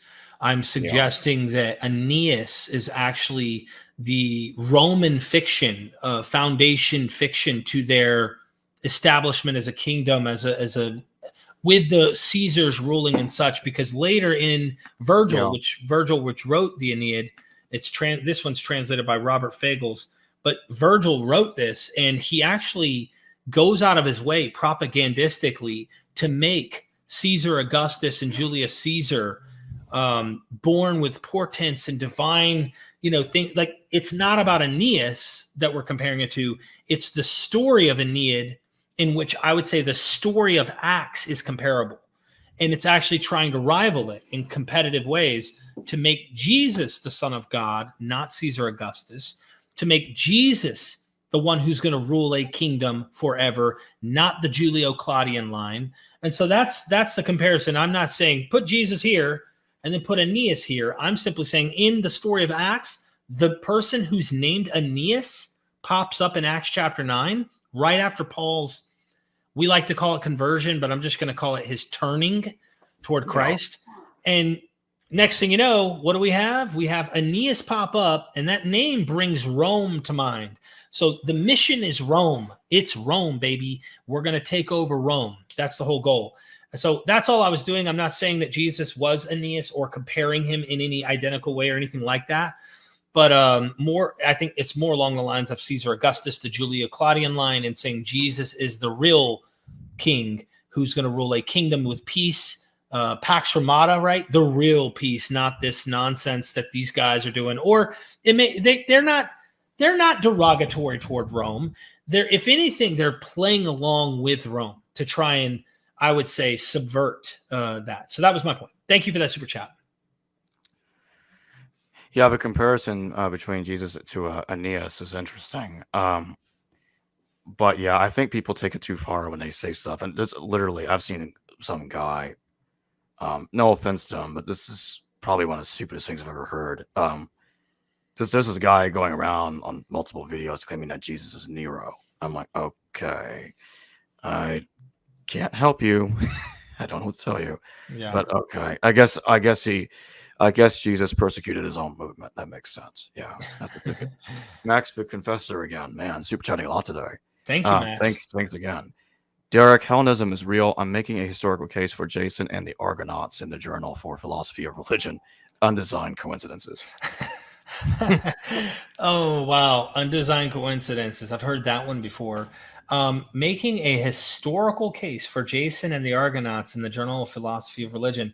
That'll be interesting. I definitely think Hellenism is, I'm kind of wondering what you mean by real, but I think that Hellenism's completely saturated the entire world within that Roman Empire and probably even beyond its own borders. There's a bunch happening there. So Jews were highly Hellenistic. Even the ones that were trying to fight against the Hellenism were being Hellenized. So they had to work within models of Hellenism in order to even combat their Hellenistic opponents. So everybody's Hellenized. But yeah, thank you, Max. Really appreciate that. Email me when you write what you're writing. I'll be interested to see what you're trying to make a case for. Yeah, same here. Email me too. I'm interested. Thank you, Max. Got another one right here. Lysander again. Thanks for another super chat. Paul doesn't know an earthly Jesus. He calls Peter, etc., apostles. He doesn't place them in the Last Supper story. Paul doesn't know them as disciples. Yeah, so this is the idea of apostles and disciples are two different words. 1 Corinthians 11 is what we need to look at here, right? So it doesn't list it doesn't name any of the people at the Last Supper or the Lord's Supper. So in the following derivatives, I have no praise for you for your meetings do more harm than good in the first place. So he's rebuking them at the church in Corinth. And there's all sorts of infighting. Who gets favorite seating? The poor are going to bed hungry. The rich are getting drunk and not, they have plenty to eat. So then you come together. It's not the Lord's Supper you eat. For when you're eating, some of you go ahead. Okay. For I received. Now, this is the interesting thing. Robin Faith Walsh thinks that this is not a tradition handed down by other disciples. She believes that Paul concocted this himself. And it's interesting to hear her say the Lord's Supper here. And here's why, the way that she understands this. Paul says in 23, 1 Corinthians 11, for I received from the Lord what I also passed on to you. So she takes that to mean what it says. She says, this is something that Paul receives from Christ. Here's where it gets interesting, though. The Lord Jesus, on the night he was betrayed, took bread, and when he had given thanks, he broke it and said, this is my body, which is for you. Do this in remembrance of me. In the same way, after supper, he took the cup, saying, this cup is the new covenant in my blood. Do this whenever you drink it in remembrance of me. For whenever you eat this bread and drink this cup, you proclaim the Lord's death until he comes. So then whoever eats the bread or drinks the cup of the Lord is unworthy in an unworthy manner, will be guilty of sinning against the body and the blood of the Lord. All right. This is the interesting thing. He's rebuking them. He's arguing about how they're treating the Lord's Supper. Then all of a sudden, Paul has this revelation. He says, for I received from the Lord what I also passed on to you. Robin thinks that this is directly from his Jesus, his resurrected Jesus that's giving him this revelation. The interesting part about this is when Jesus says, this is my body, which is for you, the question is, who is the you here that Jesus is talking to? Is Paul making this up? Is he, as I think Robin might be trying to imply, that Paul is saying that the resurrected Jesus told him, hey, Paul, this is what happened to me the night before I got crucified and, was God handed me over and for me to be crucified. This is what happened. So Paul's kind of saying, this is what Jesus told me. And it's not absurd to think that someone would make something up. I mean, you could say it's true or you could say it's made up, because some people who've investigated Islam and looked at Muhammad might say, hey, Muhammad saw I think it was his nephew, his wife, who's really, really pretty, caught her naked, saw her naked in some of the stories. And next thing you know, he gets a revelation from God, like, hey, it's okay. You can marry her. And the nephew, I think it was, came and said, hey, you should marry my wife. If Allah's, willing that you should be with her, I'll divorce her and then you can marry her. And sure enough, according to the story, and I think this is in later tradition, of course, he ends up marrying the woman. The point is, notice how quick you can get a revelation when you want to convey a message. Hey, I want that pretty girl. Or, hey, you Corinthians aren't listening. You're creating more disturbance at the Lord's Supper. You know what? The Lord told me.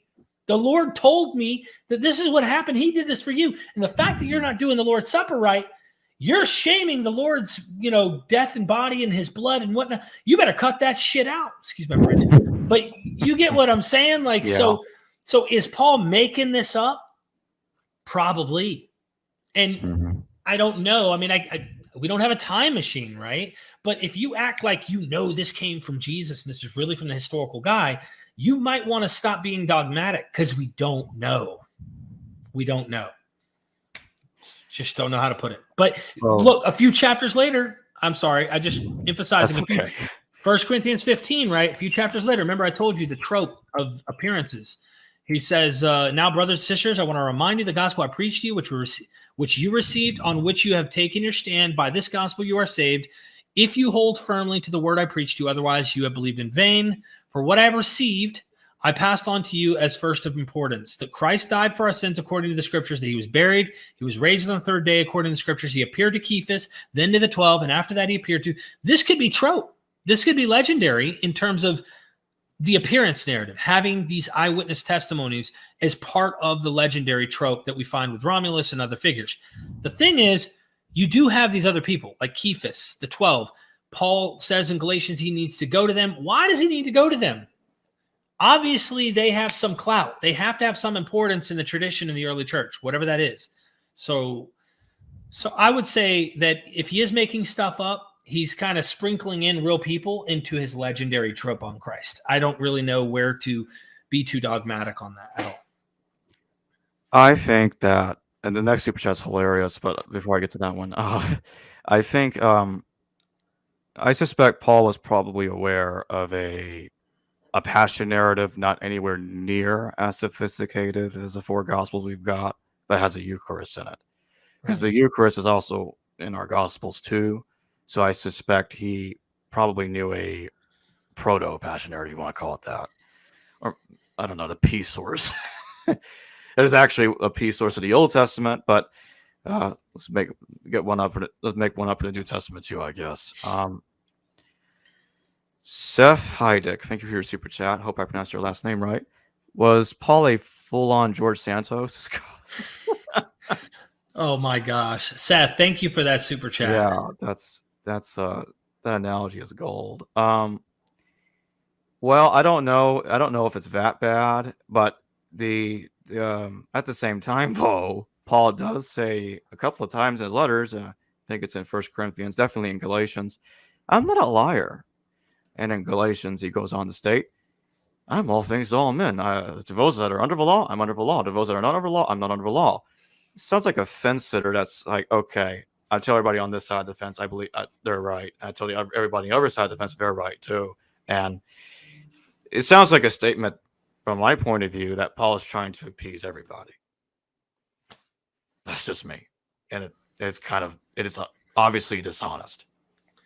I think so. I mean, or you could interpret it that way because the way that Robin Walsh was saying, and I'm only quoting the most recent scholar that I've encountered with this, she thinks there's two tracks. The Jews are fine and they're safe within. They don't need to go through this Christ thing like Gentiles do. So I was like, hold on, what? Hold on, you're taking like, there seems to be almost like two tracks here. Jews, fine. Gentiles, you need this, is how she's kind of interpreting it. But it's like Paul is trying to straddle both worlds, and it's clear he's trying the best he can to become all things to all of them. I don't think he meant anything bad by that, or he wouldn't have said it. No. But the way it seems clear to us is like, dude, you got an agenda here of trying to. I think it fits perfectly. I hope I didn't interrupt you. No, go ahead. I think it fits perfectly when he says, I'm not a liar, because there are people calling him a liar, but at the same time, he's saying that he appeases everybody. So I think that does jive together pretty well. And it's not super bad, I guess, but it doesn't look good. Mm-hmm. That's, I think, just all I can say on that. Hey, real quick, Abu Hana in the chat. I think this is real quick, just says, actually, Derek, you've got it all backwards. Muhammad didn't want to marry her as it was taboo. And then we'll get the super chat. So timing was right. Muhammad didn't want to marry her as it was taboo in pre-Islamic Arabia. He only married her because God commanded it. Could be. Just painting a narrative here, I have no time machine.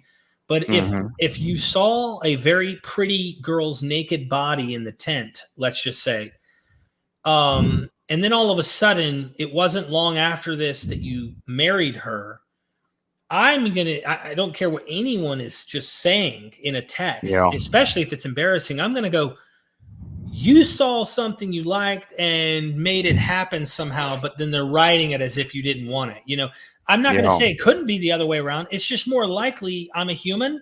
I know how humans think and how they act. And if you saw that, a naked younger girl, and you're into that, like it seems more likely you're marrying her with that driving you, if that makes sense. But I mean, I have no time machine, and neither do they. But maybe I need to examine the text again and try to look at it. But hard for me to believe that someone's going to turn down. I don't want to marry her. I know I just saw her naked and she looked like a really hot model there in the tent.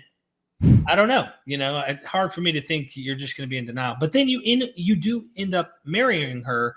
That's tough. That's tough. But I don't know. I'd have to look at the material. I was told that she was naked. I need to look at that material myself, but don't know. I mean, maybe I'm reading too much into it, but I'm just trying to point out, if that were the case, you could see why people would come up with a revelation. Mike 8903, thank you for your super chat. Why would it be so unbelievable to Paul's audience that he felt the need to say, I do not lie, in reference to seeing James in the flesh? Why would it be so unbelievable to Paul's audience that he felt the need to say, I do not lie, in reference to seeing James? My guess, I was going to say my guess, and this is from the Steve Mason interview that I did on Paul. We're dealing with kind of a half telephone conversation in Paul's letters. And on the other side, if we ask, why has he got to swear and be like, no, I'm telling you, I saw James in the flesh. And then, you know, nobody else, or the one time he saw Cephas, and nobody else, I can't remember exactly how the phrase goes in Galatians, but is he needs clout. He needs these guys to be somehow a stamp of approval for his gospel, because he's getting accused. And one of the accusations I think he's getting in Galatians is, your message, your gospel is a man-pleasing gospel, meaning you're trying to make it easy on people. Don't worry about circumcision. Don't worry about Sabbath. Don't worry about dietary. You can come and do what you keep doing. Just worship one God. That's it. And the accusation from those who are Judaizing are saying, what the heck? You're cutting the heart out of our entire inheritance and everything that was given to God's people. You're doing this just to satisfy these Gentiles who don't want to clip the tip of their dicks off. So he literally is trying to please these people. That seems to be the accusation.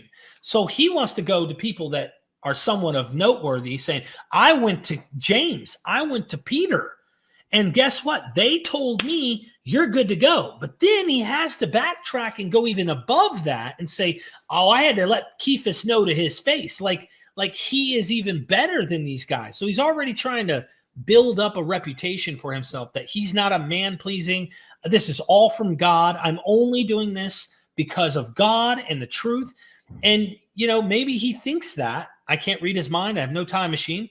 But there seems to be also a motivated factor of income that needs to come in through these people and his work. So you could say someone really believes in things and are delusional, and combine that with the fact that they also need that money to be fed, to make sure that they have a place, to make sure that people are paying for their travel. Paul is absolutely relying on people to pay for him in his trips. So he needs his entourage and people he's writing to be on his side. He needs that, but he also might be delusional at the same time with the kind of beliefs that he has. Seth Heideck, another super chat. Thank you. I really appreciate it. Paul was Jewish, with a laughing, crying emoji. Yeah, I kind of get why you put that there, because, like, okay, he's obviously not Orthodox. Right. That's definitely clear. Well, I would say he's Hellenistic. Yeah. Did you watch that John Collins interview I did last on Paul? Like what he means by the law and all the of last that? interview I saw was of him, was you and him talking about the Old Testament and him talking about Joshua's conquest possibly being a remodeling of the Syrian conquest. But yeah. So I don't recall this one. The latest one that I did with him was on Paul. And he's not a Pauline expert, but he knows enough to really get into it. And he says Paul is highly Hellenistic. And it seems historically that there is an issue in the Hellenized world outside of, Jerusalem, right? So in the Hellenized world, people, what they meant by the law, there seems to have been competing ideas of like what is meant by the law, how far one is willing to take it. Like, dude, hold on, you got to wash your hands 19 times before you can even eat your food with your fork. Like, they're arguing over that kind of minutia. And in the Hellenized world, there seems to be a much more relaxed approach. Like, it's the spirit of the law, not the literal chill. It's not this extreme detail that you see argued in the Gospels as well. So I don't know, when it says he's a Pharisee, I don't know how far to take this. I've had some people say he's trying to argue that he is as extreme about this and his religion as Pharisees are. I've had some people say, no, he was an actual Pharisee. Most people think that. But what does it mean to be Hellenized and in an educated Hellenistic world and be a Pharisee? Are there different versions of Pharisees? Probably. And could you have gone to school, become a Pharisee, and became extremely Hellenized? And there are certain more strict in Jerusalem Pharisees that would have argued with other Pharisees. I imagine it's like today.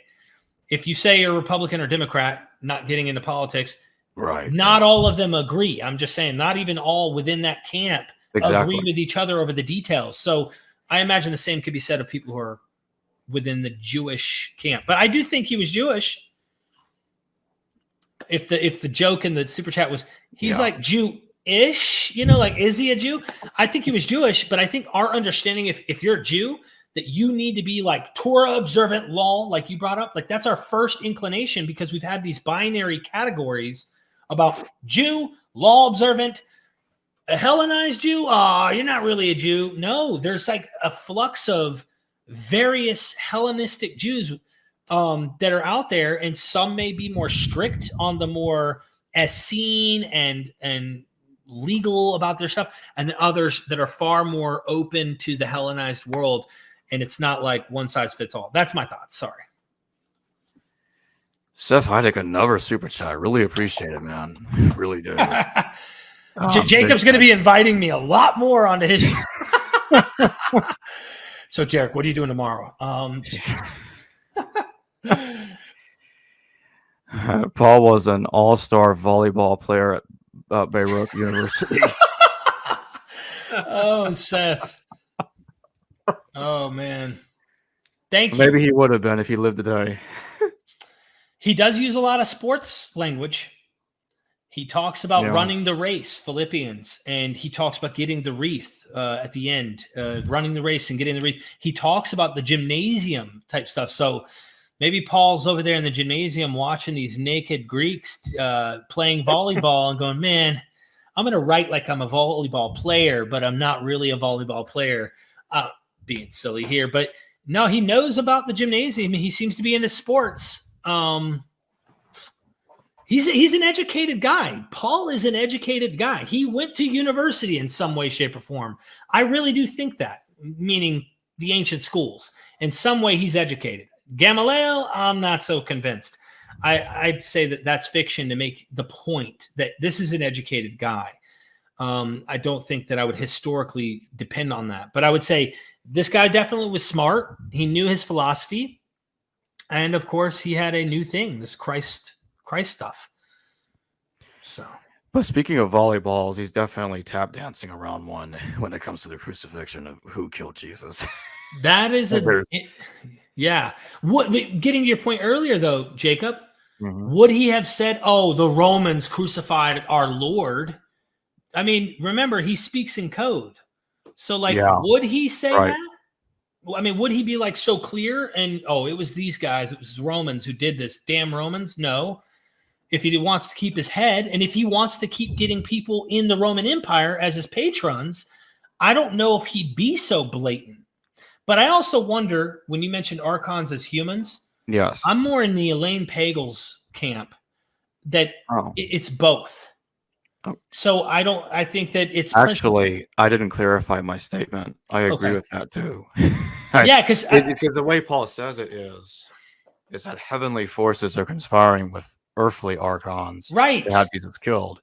And when you look at the Gospel of Mark, I think Mark knew all 13, all the Pauline epistles. I think like he's trying to combine different viewpoints, like 1 Timothy, Jesus confessed before Pilate.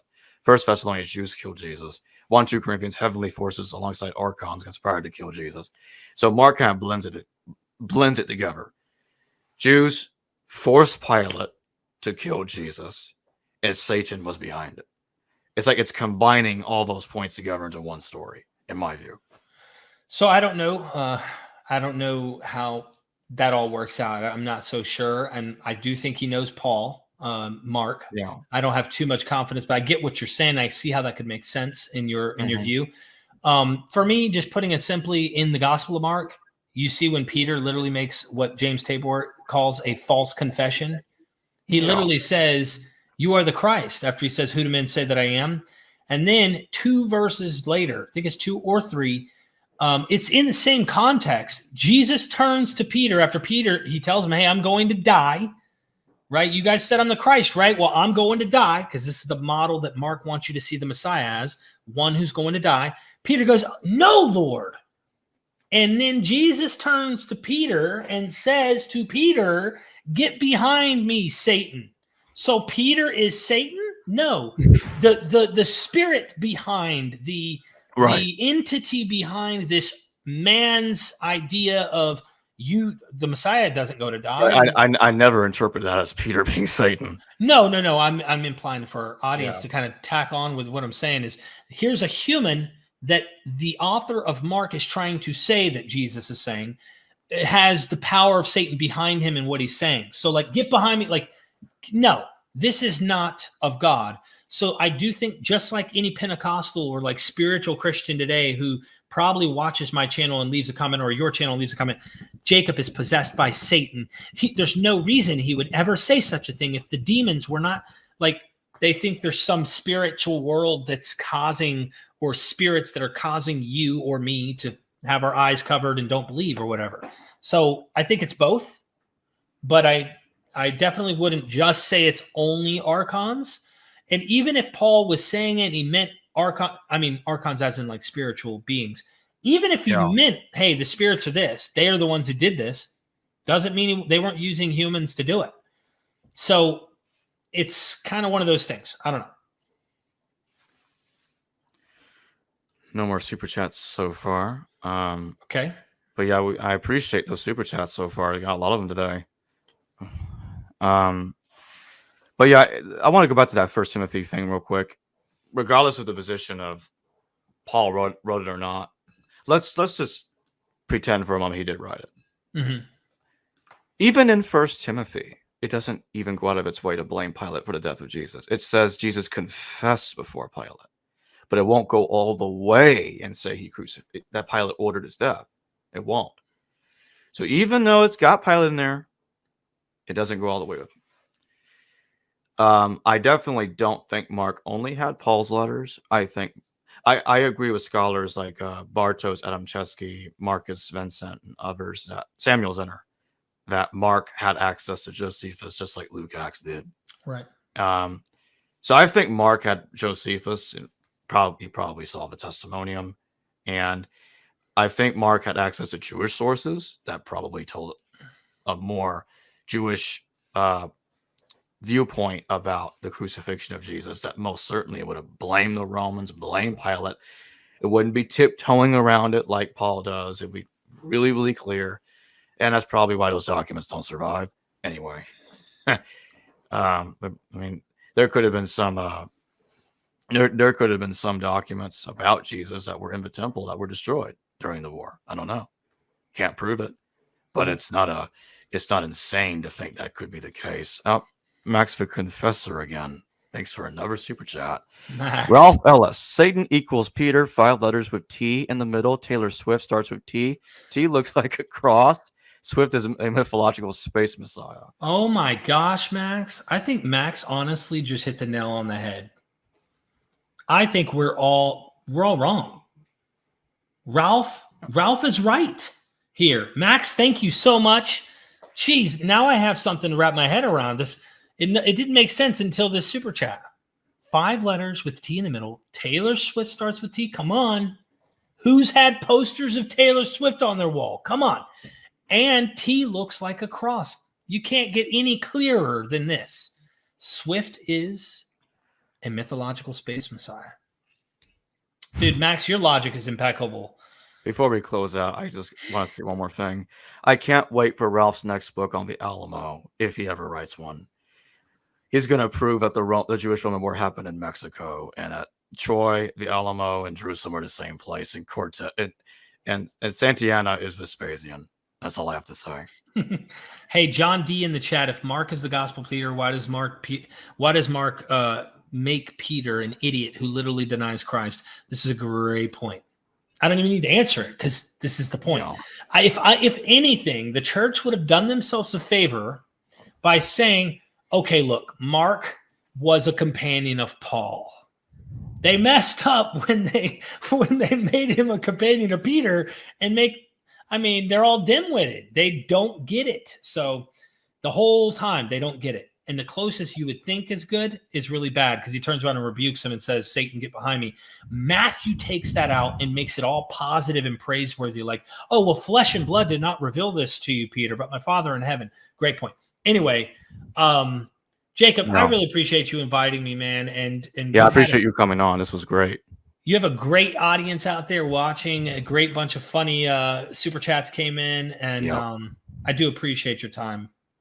Yeah, I just want to take a moment to thank everybody for that super chat, their questions. I really appreciate the support. It really helps me keep going here. And don't forget, if anybody here hasn't subscribed to Derek's channel, please do. He's got a lot of great content there too. Thanks again, Derek. Yeah, man. Thank you. Just be looking out for more, of course. If you haven't decided, if you wanted to try and help support somebody, go help Jacob out. You have your Patreon. Of course, you can help out through the super chats. To keep growing this empire. We're trying to bring the scholarship to the general public. We've got courses coming out. Jacob, you'll be promoted some of those, of course. Yeah, and if you're watching Jacob, you're a fan of History Valley, the way you can help him, Patreon, super chat, buy the courses that he's going to be pumping out there. It helps him out. So help Jacob out. Let's keep this thing going and keep digging. I love this.